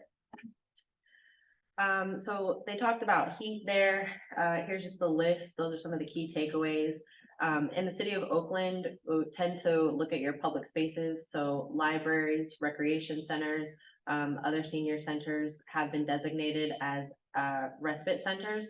In that context, it's just respite from whatever's going on outside. So if it is a bad air quality day, that might be something that's like cleaner air center or a clean air center. Not all of the city facilities are outfitted with all of the HEPA filters, so we can't call every single one of those facilities clean air facilities, but some of them might be designated as cleaner air than whatever you might have access to outside. So identify those locations in advance. That's where knowing kind of the local hazard mitigation plan and what our emergency operations plan, if you're familiar with those documents, or at least where to go online to get them. I believe that there is some kind of indication that tells you where to go. But something that was mentioned in the video is knowing where to sign up for those alerts. On the tables here, you should see a magnet and it's called Zone Haven. There's been a branding change. Zone Haven is now Genesis Protect, but signing up for those alerts and knowing how to navigate those systems can tell you where those cooling centers or those respite centers are in the event of an emergency. So you can Google Zone Haven. I think all of the links still work. It'll just redirect you to the landing page. And when you get to that landing page, it'll probably say Genesis Protect, but either one of those should work. And so there should be a couple of slides where I'll kind of go over what a Zone Haven notification or an AC alert looks like and how to read the status of your zone on Zone Haven, how to find your zone number. But things like that can help you identify where to go and where the resources are in an emergency. Knowing the symptoms or the signs of heat stress can help you proactively identify some things that are going on with you before it gets really, really bad. They did say drink an appropriate amount of water for you, standing in the shade, wearing light colored clothes, sleeping where it's cool. All of these things, they were mentioned in the video, but I really wanted to make sure that they caught them as a key takeaway here. So if you want to grab your device and take a photograph of this slide, I highly recommend it. So something else that they talked about in terms of power outage, it's not necessarily in a go bag, but, and I'll get to it later, where we talk about like go bags and stay kits. Stay kits are things that you probably want to have if you have to shelter in place for a little while. And so that's where that 5-gallon bucket and plastic bags and sheeting can come in handy for you. Is when you need to stay for a little while. What might you need to maintain sanitization and comfort if you have all these other services cut off? Okay, staying informed, those emergency alerts that were mentioned. There are several kinds of alerts that you can sign up for. I don't have all of them myself because I don't need all of them, but I have AC Alert and I get alerted for everything. AC Alert is actually pretty easy to sign up for. On the back end, you might see it as Everbridge. They're one and the same. But AC Alert is a really good one. It stands for Alameda County Alert. It's Alameda County's mass notification system. It covers just that, all of Alameda County. So what I recommend for folks, sign up for AC Alert and sign up to get the alerts in your city where you are. But I've also signed up to know where my aunt is, where my dad works, and also my sister's school, just because I know that they're not plugged in, so I want to be plugged in for them. The alerts on AC Alert that you can sign up for, they run the gamut. So you can sign up for things as mundane as local traffic closures. Alameda, for example, is really good at pushing out notifications on when that tube is down for maintenance or whatever they're doing. And then you can get like really, really big ones where it's like active shooter in the moment, avoid the area. So you go on and you elect how you want to receive those alerts and what kinds of alerts you want to receive. And they'll push them out, and they can come out via phone call, text message, email, or all of that if you like it. And one of the features that I really like about AC Alert, because I've signed up for the phone calls, and I'm saying I like it as if it doesn't annoy me when I'm working, but I do like that they'll keep trying. So if you've opted for a phone call, they'll keep calling you and they'll leave a message and they'll keep calling until you pick up the phone and press the button to acknowledge receipt. And so that to me indicates that it works and they really want me to know. Zone Haven, I just mentioned that, there are magnets, it's now called Genesis Protect. But that will give you a lot of information specifically about the status of your neighborhood or your area and whether there's a need to evacuate or not. I think there is a slide, I'll double check it, we edited this quite significantly, but there should be a slide that actually teaches you how to read that, the Zone Haven information. And so it goes over, you know, what the status of your zone is, understanding those different status things, and then being able to click the different tabs within that app or that web app, so that you can see what major thoroughfares or, you know, corridors are still available for you to use as exit routes. In addition to, again, any respite areas or meetup points or like points of, you know, commodities distribution, things like that, where you can go get additional resources. Nixle is a really good one for those of us who are a little bit more concerned about crime. I believe it's primarily utilized by OPD. That is something that we don't manage here, like in the fire department. If you're getting emergency alerts or you're looking for emergency alerts, for natural hazards and disasters, our alerts are likely going to go through Zone Haven and AC Alert. But if you're concerned about the crime and you just kind of want to keep abreast in that space, Nixle is a really good one for you. The police use that one pretty actively. If anyone's already registered for it, you should see a lot there. I think it also depends on, it goes by your neighborhood too. So you might have to register and kind of let you register your address. And I think that's how you get the information that is pertinent to where you're at the time. You can also text your zip code to the phone number, and that's another way that you can register really quickly. The NOAA weather radio, NOAA stands for, someone from FEMA help me if I mess it up, but it's National Oceanic Atmospheric Administration, is that right? Okay. So they have weather radios. We get all of our weather and our news from them. When we're looking at a big video wall in the EOC, trying to forecast and predict what's coming and how we need to prepare for that, we're relying on this team to give us our information. I say that to say it's good for us, it's good for you. So check those weather radios out. And then there's sirens. Has anybody in here heard the sirens go off in Oakland? Every first Wednesday at noon.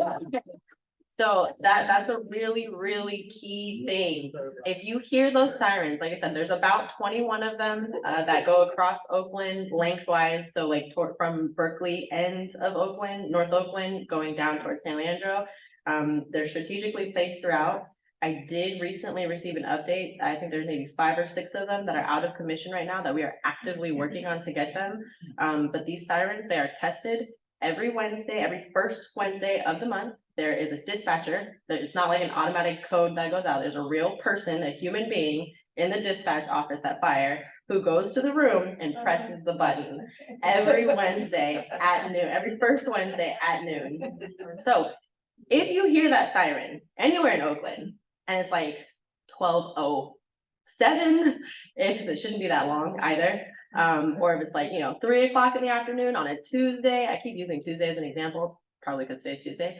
That's a warning. That is your first indication. You need to either check your phone, log on to Zone Haven, see what's going on, because that siren's going off and it's not the right time or day.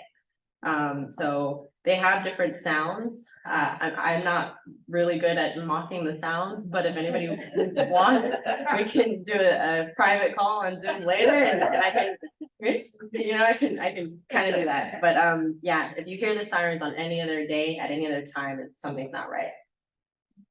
Oh, great, it's still in here. So this is a kind of an in-depth dive of what Zone Haven looks like, or Genesis Protect. I'm gonna keep saying that. Genesis Protect, Genesis Protect, Genesis Protect. But basically, we've divided the city of Oakland, and there's actually several cities represented on this screenshot of the map. I think most of the Bay Area counties are using it, but I can't say for certain. But we're only looking at Oakland right now. So Oakland is divided into different zones. I do not know exactly how many, and I'm not going to try to count because it's too small. But all of the Oakland zones start with the OKL designator. So if you go to this website, community.zonehaven.com, it should take you to the landing page, or if you're sitting at a table, you should have a magnet which should have a QR code on it. You can scan that QR code with your smartphone and you can type in your address. When you type in your address, your zone, it should zoom in on the zone that you're associated with. or that that address is associated with. So if you are looking for the zone of your place of work, or maybe your favorite, you know, local gathering point where you go play chess, whatever it is, it might be in a different zone. And zones are important. It's not to be confused with a police beat or a council district. It's totally different mapping. The geographical boundaries are different. They're not the same. So your fire district is going to be different from your police beat, which is different from your council beat. There's different ways to break up the city. But specifically as it pertains to emergency alerts and evacuation information, we've divided the city into this many sections. And so when you're reading it, I don't know if you can, I can't make it bigger, but I do encourage you to try to follow along on your phone if you can. All zones start with OKL, and then they have a number next to it. This is really critical information. If you sign up for those AC alerts, or if you you're receiving them, chances are the alert or the warning that we send out is going to say something to the effect of active shooter in the vicinity or known, evacuation order issued for zone OKL, and then a number. So if you've signed up for those AC alerts, but you don't know what your zone is, the message is effectively not valid. You're not going to know what they're talking about because you don't know what zone they're talking about. So we advise that you get that in advance. So you can see them, some of them have E in them, some of them don't have number or don't have the letter. It's all, you know, pretty self-explanatory there. If you can get really accurate, if you just type in your full address, and that'll just pop it up, take a photograph of it, use a permanent marker, write it on the magnet, slap that on a, you know, on a fridge if you can, and just kind of be aware of that. Something else to note about this information that pops up is you'll see that you can subscribe to alerts right from the Zone Haven app. So if you want to maybe just do this at home in one step, go straight to Zone Haven.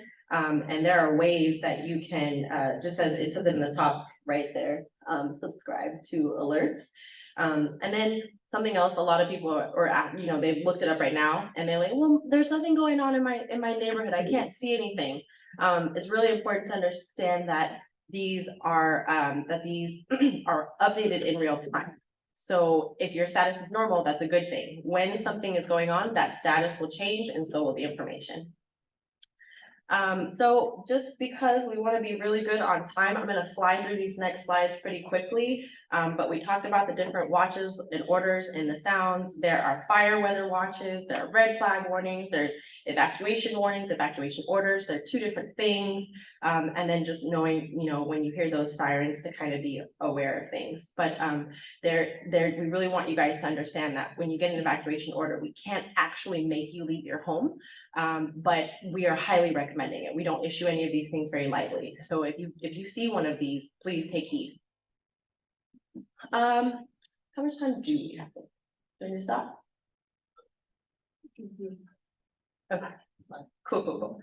Let me know. I will take offense. There's a lot of information here. So older adult preparedness, generally speaking, you guys are going to be the help until professional responders arrive. So the gentleman asked, you know, I'm gonna be by myself, who's gonna help me? You're gonna need to lean on your neighborhood, your neighbors. So you need to be able to cater for yourself if you can, your family, your neighbors for several days, because the resources are gonna be pulled in a bunch of different directions.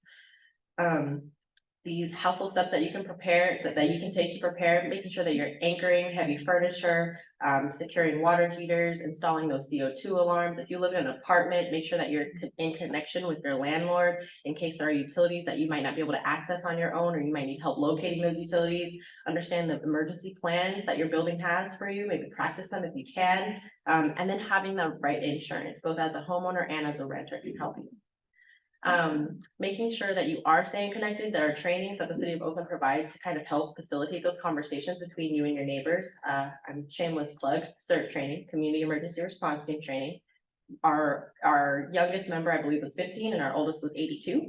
So it really is a program that's available for everybody. It's free of charge. It's 24 hours. I teach it. I think I'm a good teacher and fun to hang out with. join the neighborhood watch team. Brandy was sharing that her family, they pee, we do too. So I highly recommend that you get involved. There are neighborhood services coordinators. The city of Oakland does have like a neighborhood watch style program that you can get, tapped in with. And if you live in the community, you probably have an NCPC, those go by police beat. So there are community resource officers. There's a lot of ways to stay connected, and highly encourage you to find those. If you need help, email us, we'll respond. Others that you might be responsible for, making sure that you're checking in with them when they need you to. Having a contact list will probably help you kind of streamline those communications and things like that. Just be empathetic and understanding. Everybody's gonna have a need. If you can meet it, do your best. If you can't, say I'm sorry, and maybe keep an ear out or an eye out for other resources and send them back for help if you can. Making plans, evacuation plans. Several routes are probably ideal. Imagine an earthquake or a flood. If your primary route is obstructed for any reason, you probably want to have a backup plan. So this is my best effort at a drawing. I put this on my refrigerator and be proud of it. But there's several routes, and then there's always a meeting place. If you can have multiple meeting places, we highly encourage that. And then having a communications or check-in schedule. Where like in an event of emergency, if I don't hear from my sister, 2 hours after the initial something, I know that something's happened because she should have tried to reach me already, and she's not here at our designated meeting spot. We talked about it, or I mentioned it earlier, just having an out of area contact, just because the lines are going to be clogged. First responders communications are probably going to be prioritized, but it'll be difficult for you to get calls in and out. One of the really cool tips that I learned, I'm just going to highlight on this one, is if you know how to change your voicemail, hello, you've reached so-and-so, I'm not available right now. Even if you can't get a phone call out, if you are able to at least change that voicemail, anybody who does call you but gets your voicemail can at least hear the greeting. Okay, they're safe. And then maybe you can leave information that says, I'll be at this place, and they can't talk to you, but they have some kind of update. Also, Facebook allows you to check in and things like that as well. So these are very specific disability tips. We heard these in the video, so I'm not going to spend too much time on it. But I did like the nursery rhyme for the eyes, the ears, the teeth, and the toes. That is so critical. After an emergency, I like to eat all the time, but after an emergency, I'm probably going to be hungry. And if I don't have teeth, I'm going to be really upset. So just remembering things that you need to get along well throughout the day is going to help you a lot. Service animals are a big deal. We allow service animals. I don't know all of the rules specifically. That's not my area of expertise, but making sure that you reach out to somebody who is in charge of that mass care and shelter, so that if you have a service animal, you know what rules to follow and what to be prepared for in that area. This is more just direction. Make your emergency plan. Understanding your cognitive needs, taking account of your medications, make sure you have extra medication if you need to. Your healthcare provider should at least be open to having that discussion with you. What do you need to have extra medication in case you need it in emergency? Making sure that you have a digital copy of whatever this list is for yourself and anybody else that's going to be taking care of you, so that they have something to rely on.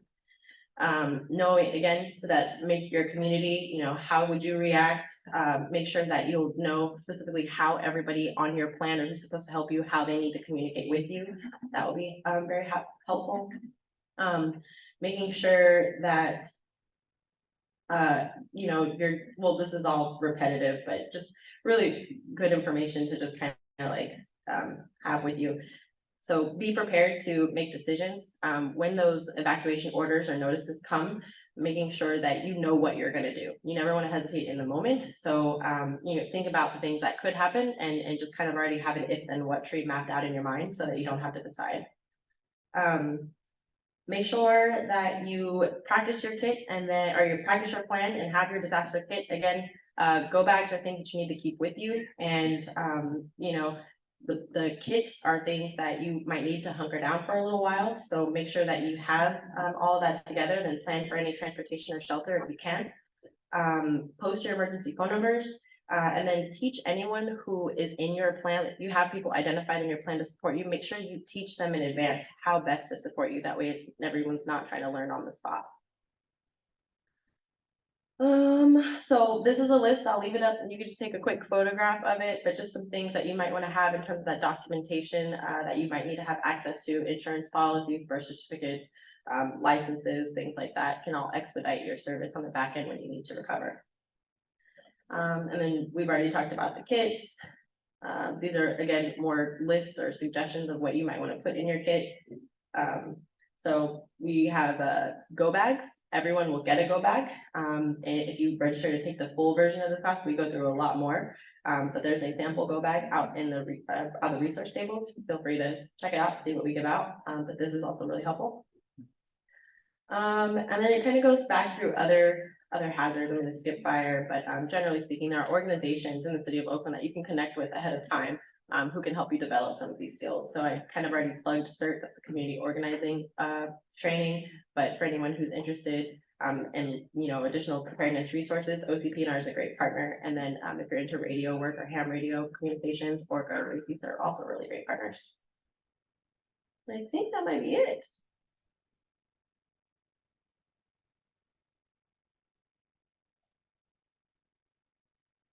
So round of applause for Brianna. Thank you so much.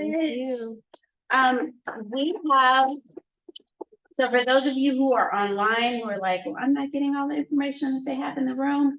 We will be providing you with the handouts that we have, the presentations that we have, so that you can go through and actually digest all of the lists and information that has been provided, so you can utilize it in the future. But I would like for us to move forward in our presentation. So if you need to step away, take a bathroom break, we definitely understand. But I would like for us to move on to our cybersecurity presentation. So just give us a moment to be able to upload our presentation, and we'll be right back with you with Justin Lola from CEI. Okay. Good afternoon, everyone. My name is Justin Lola. I'm the Vice President of IT for Center for Elders Independence. And I'm glad to be here. I'm the IT Security Officer for Center for Elders. I'm also the HIPAA Security Officer, and I've got a plethora of experience in the cybersecurity area. Next. All right. So a little bit about, I guess, some of the programs we have at Center for Elders is we have this great program for our seniors, which we've been running for 3 years, and we have 350 graduates already. And this is a educational program. So they're using iPads to get onto the internet. We provide the devices, the training, the support, and the internet at the Center for Elders. And also, if they need some at home, we assist them with that as well. So we open up this whole new world for our seniors. And in doing so, we also provide the security training, because we want to make sure that they can get online securely and safe. And there's so many different, areas that they need to be aware of when they're online. So that's, we want to make sure that they're safe. Next. Also, I'm glad to be here to partner with FEMA. When they asked me to do the presentation here, I was very excited because there was a situation, actually there's quite a few situations that I'm going to go through that hopefully this will help you guys out, help caregivers out to know what some of the risks are out there. So cyber criminals, they are out there, they're everywhere. They want to be your friend. They want to take advantage of you. So they try to befriend you in any way that they can, essentially to get their hands in your pockets, because they do want to, grab your information for identity theft, possibly for credit card fraud. And it's unfortunate, and they do focus on seniors, and it's a lot because seniors trust folks. So, over time, you get to trust your doctor, your nurse, your banker, your lawyer, and they see that and they just take advantage of it. It's so disheartening. Next. And it doesn't matter how they try to take advantage. I mean, they do it by the phone, texting. I mean, every way you communicate, they will take advantage of you. Mail, email, internet, so you name it, however you're using to communicate with others, they will take advantage of you. And that's just unfortunate. Okay. So I'm actually going to go through some examples of some of the fraud that I've seen firsthand. I was called, let's say, a year ago, and someone that I know, someone close to me, called me and said, "Hey, I've got 2 Secret Service agents that are at my front door. And it's like, hey, I need your help." And I'm like, Secret Service agents? Why would they be at your front door? So I'm like, this has got to be a scam. It's fraud, right? So I'm like, okay. So I'll come over, check it out. So I got there, and there were 2 folks with badges that did say Secret Service on it. So actually, I called the local police department to make sure who these folks were, and they were actually Secret Service agents. So, so it was in fact Secret Service agents. So one of the biggest lessons learned here is verify who these people are. So they were Secret Service agents, and I found out why they were there. Apparently, an international wire transfer had happened. My family member had done this. And it was unfortunate because it's international, the money's gone, it's never gonna come back. And just FYI, if you do a wire transfer that's within the United States, there's some ability to get it back. But if it goes overseas, forget it, it's gone. So after some additional investigation on what happened, apparently my family member fell for a scam that hey, they won, or they were a beneficiary of a couple $1 million. And it's like, if it sounds like it's unbelievable and it's too good to be true, it is. It's too good to be true. So they started out with, hey, there's taxes to this money, and we need someone to cover these taxes. So, so they wired some money. It's a small amount, well, relatively small amount. And it's like, okay. Hey, there's some other monies that are due before you get the big pot, right? So, and I found out that they were supposedly an attorney and an investment banker. Well, supposedly, right? So, and they weren't. So over time, they asked for some more money. And of course, the amount of money started to increase, right? And unfortunately, the money was all disappearing. And hey, when you don't have money, you go out for a loan, right? So then there was loans involved here.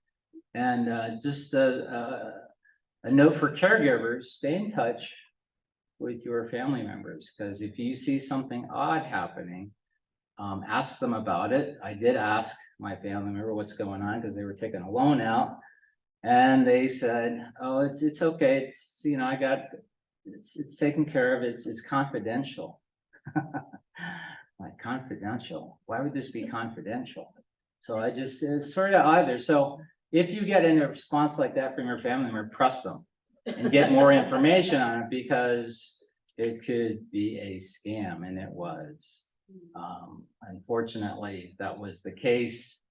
And there are signs of it. So you just have to keep your eyes open and ears ready to see stuff like that. Another friend of mine got this phone call from Microsoft tech support. I wish Microsoft actually was aware of all the viruses on our computers, because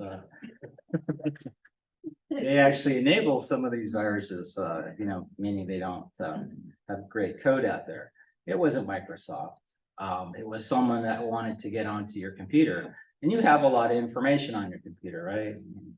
You're on your computer all the time. You have files on there. Well, this person gave them access to the computer, and lo and behold, everything on the computer was wiped away. All the information was gone. I happened to know the administrator password, the core administrator password of the computer. I was able to get onto the system, and I could see that, you know, all the data was gone. They tried to disable me from installing an anti-malware, antivirus software on there. So there's ways to get around it. I, of course, knew how to get around it. So I found out that they were trying to be malicious and did grab some of the information on it. So if they say they're calling you to help you with your computer that is contaminated with the virus, I would say, thank you. Who are you? Hang up the phone, call that organization directly, right? So, I mean, you can just call it Microsoft and find out, hey, you know, did you guys call me? And most of the time they'll say, no, we didn't call you. So again, verify whoever's calling you to make sure they're actually legitimate. Credit card fraud. So another family member, I got a big family. Another family member called me up and said, hey, you know, I got this call from so-and-so bank, you know, they saw this fraud happening. And you know, they took care of it. They took my number, my information, you know, and they blocked this fraud. And I'm like, wait a minute. They're calling you and they're asking you for your information. One, they should have your information. And they shouldn't be asking these questions. Well, lo and behold, that was the fraud. They had called you trying to warn you that there was an actual fraud going on. And within a few minutes, their card was charged many thousands of dollars. So again, verify who you're talking to make sure that they're legitimate. So I mean, you can pick up your credit card. There's the phone number on the back, call them up and see if that's actually happening. So just to be aware, there's scams happening everywhere. Text messages. So all of you have phones, you get texts. Well, there's text that says, hey, hey, I need this information, or I need this this account right away. Can you send it to me? And it sounds like, you know, it could be someone that, like your boss, or you're someone that you know, and it's like, wait a minute, this is odd, but okay, they need it right away. Let me go down to the store, get this and send it to them. Again, verify who that is, right? And make sure they are legitimate, because that's how scams happen. And then last but not least, social media. If you're on social media, which most of us are, you just got to be careful what you put out there. Your name's out there. Hey, it's your 39th birthday, right? It's like, hey, all right. They know your date now, right? They have your birthday and your age. Address is pretty easy to find nowadays out on the internet.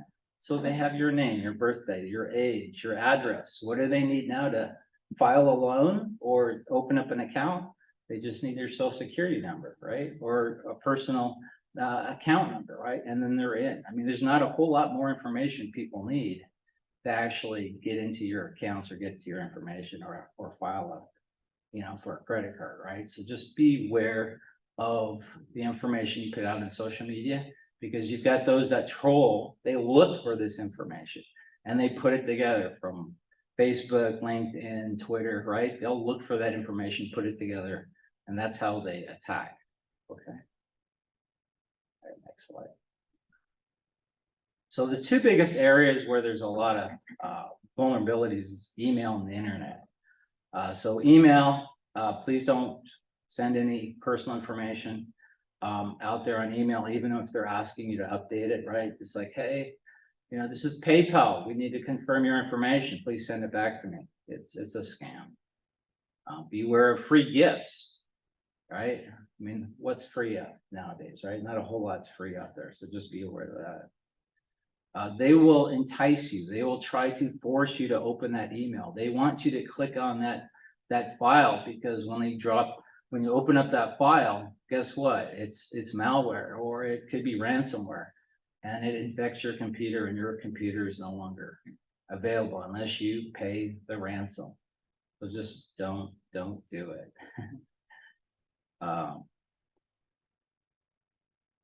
Next step. And then the internet.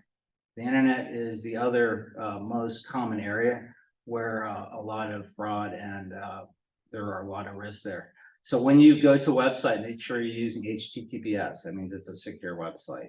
If you see a little padlock at the bottom of the website, that means it's secure, it's encrypted. So look for that when you're going to websites. Type in the website's name versus doing a copy and paste from email because it's a lot more secure versus it getting redirected and going to some other website. Avoid using your personal banking information from a public computer. Do you know that when you go to a computer and you type that information, it actually saves it in the what they call the cache in the history.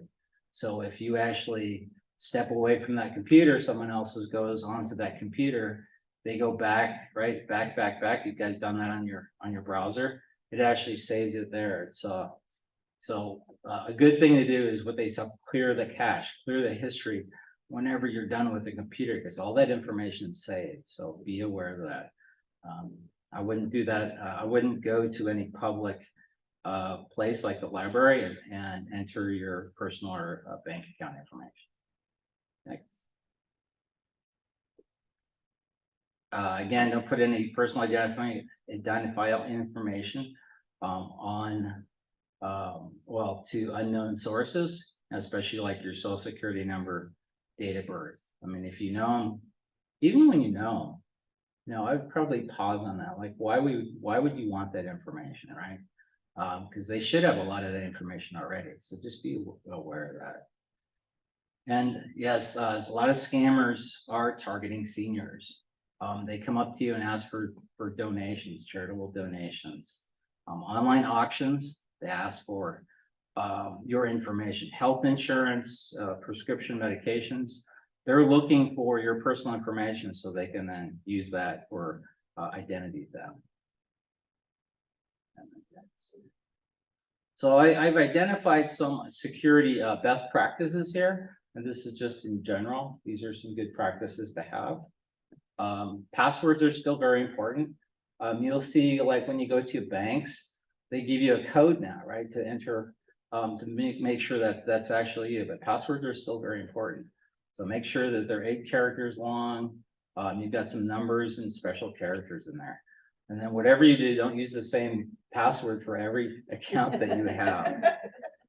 I mean, I know it's easy, right? Only one password to remember. But guess what? If someone finds out what that password is, they're into everything, right? That you own. So on your computers, you have security programs, right? Anti-malware, antivirus programs. So not only purchase it, but make sure it updates regularly, right? Because there are updates that happen on a regular basis. And then back up your information. Now, there's a lot of services out there in the cloud where you can back up your information. Or a simple thing to do is take a USB drive, right? Plug it in and make periodic copies of your information. I would do that just in case something unfortunate happens, like ransomware or malware, or your hard drive may actually fail. I've seen where a hard drive fails and you can never recover that information. There are forensic organizations out there that actually can save it sometimes, but if you have a backup or two, guess what? You're in better shape. And then just beware of thumb drives. These little thumb drives that you have. There's some folks that actually load it with malware. So when they hand them out sometimes, so if you put this into your computer, guess what? Your computer is now infected. So just be aware of folks that hand that to you, or if someone leaves it on a table, just be cautious with that because it actually could be loaded with something very bad.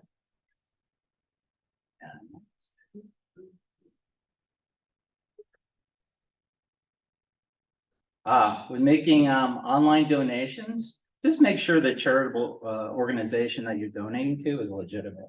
So if they're reaching out to you, I'd question, are they legitimate? Go to their website, give them a phone call, make sure they're actually legitimate. Yeah. And also check out where, what they do with the money, right? So like what's happened during COVID, right, where there's a lot of, or a disaster or some event, right, where something happens, they may be trying to help you out, you know, but actually it's not that organization, it's somebody else. So you got to verify who they are and what they're all about. Bank credit card statements, anything that you have with personal information, make sure you shred it before you throw it away. Because your information is that it's in the trash, right?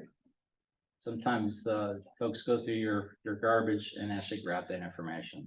And that's also true of your computers when you get rid of them, right? You got to make sure that that information is gone.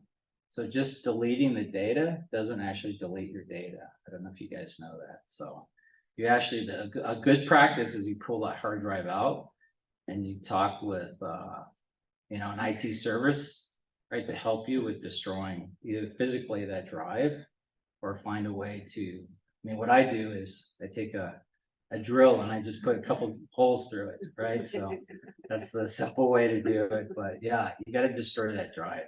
Because if the data is still there, even though you try to delete everything, you know, those ones and zeros can be put back together into actual data. Bank accounts, checking accounts. How often do you guys check it? Do you guys check them at all? Some people check them every day. No, check them once a month. I recommend you check it. I mean, I personally, I check it mine probably every other day or every couple days, right? Because you never know. What you'll see is a charge of like $1, $2, $5. They're gonna see if you're watching.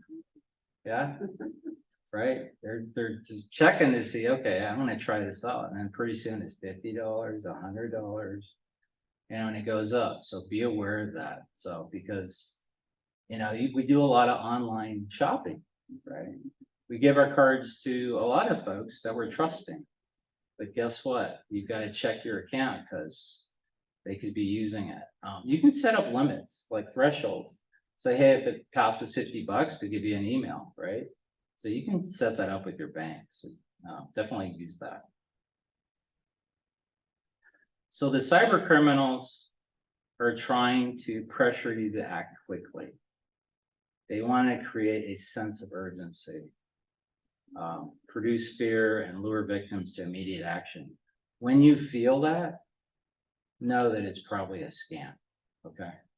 They want you to act right away. So, but just don't fall for it.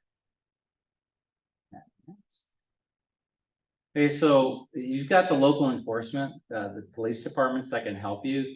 They have cyber security folks on staff now. So you're starting to see this more with the local police departments.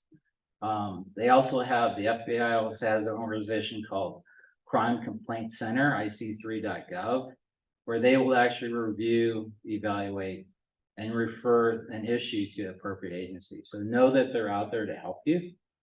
You can also go to the Federal Trade Commission, and if you want to report some fraud, you can do so. Social Security or tax fraud or identity theft, there's also websites for that. You can use these to report frauds or to get some help. And whatever you do, if fraud happens, if a scam happens, save all that information, or at least as much as you can, because there may be a situation where you've lost some money. Guess what? Someone may have been able to lock it up and save it for you and be able to come back and say, hey, you know, we found this scammer, we're prosecuting them, we've saved the money that they took from you, and you may have a chance of recovering some of that. That first story I told you about where the wire was happening international, that money's gone, but there was wires that happened within the US. There is now an opportunity to get some of that money back. So they luckily have this opportunity to possibly get some of that money back. I mean, I wouldn't guarantee it's gonna happen, but at least there's a chance. So save as much as you can. Next. And that's it. Any questions? Yes. How secure is the cloud? in your- How secure is the cloud? Wow, that's a loaded question. So when you say cloud, are you talking like an Well, for- application Well, like, for or? example, the recommendation, back up your data to the cloud. Shred your bank statement. Maybe get, electronic copies of those types of things. Yeah, so I would, I would trust, a lot of these cloud services. I would make sure that they have security in place. I would still have a backup somewhere, make sure, and you guys do backups, make sure that you can restore it and it actually works. There is these cloud providers, they don't take 100% responsibility, unfortunately. It's a shared responsibility. If some of you guys don't know that. So you just got to make sure you're protected somehow. You have backup data somewhere. So you still have to participate here. It's a partnership more so. It's not everything on them and they're going to keep everything. Guess what? Sometimes they get hacked. Sometimes they have ransomware and then everything that you put up there is gone. So you just have to be aware of that. Yeah, sure. So I mean, the internet, the email, I mean, these are all great ways to communicate and connect with each other. You just have to be aware. Yeah. So, any other questions? No. All right. Well, be safe out there. Thank you.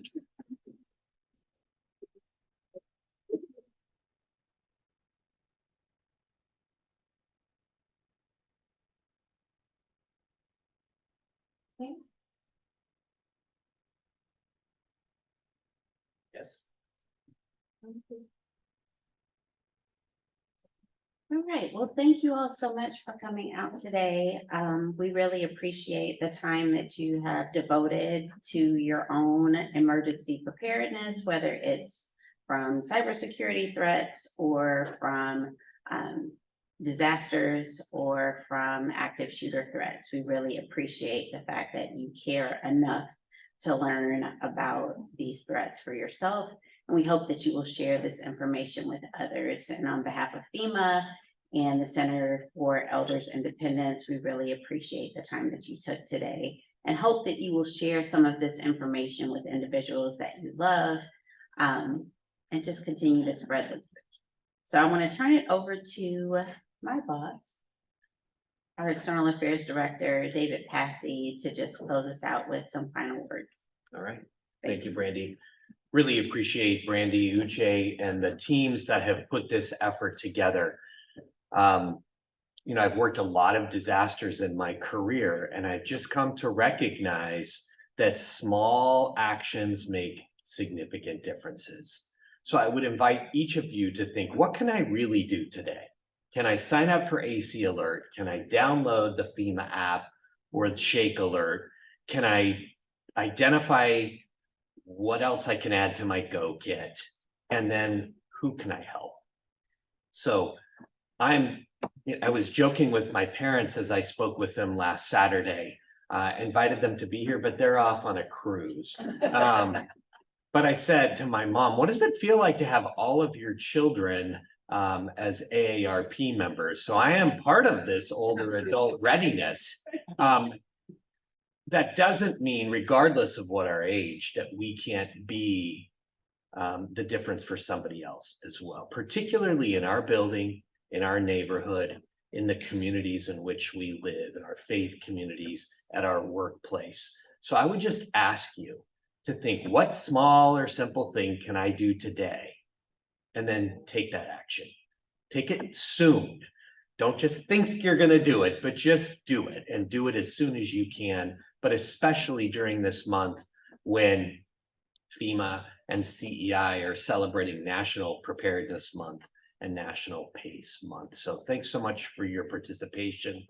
Our organizations are eager to work with others in the community So while we've organized this older adult disaster readiness and awareness event today, we're eager to work with you on other opportunities. So please reach out to us and let's continue to strengthen partnerships in the area. So thanks again.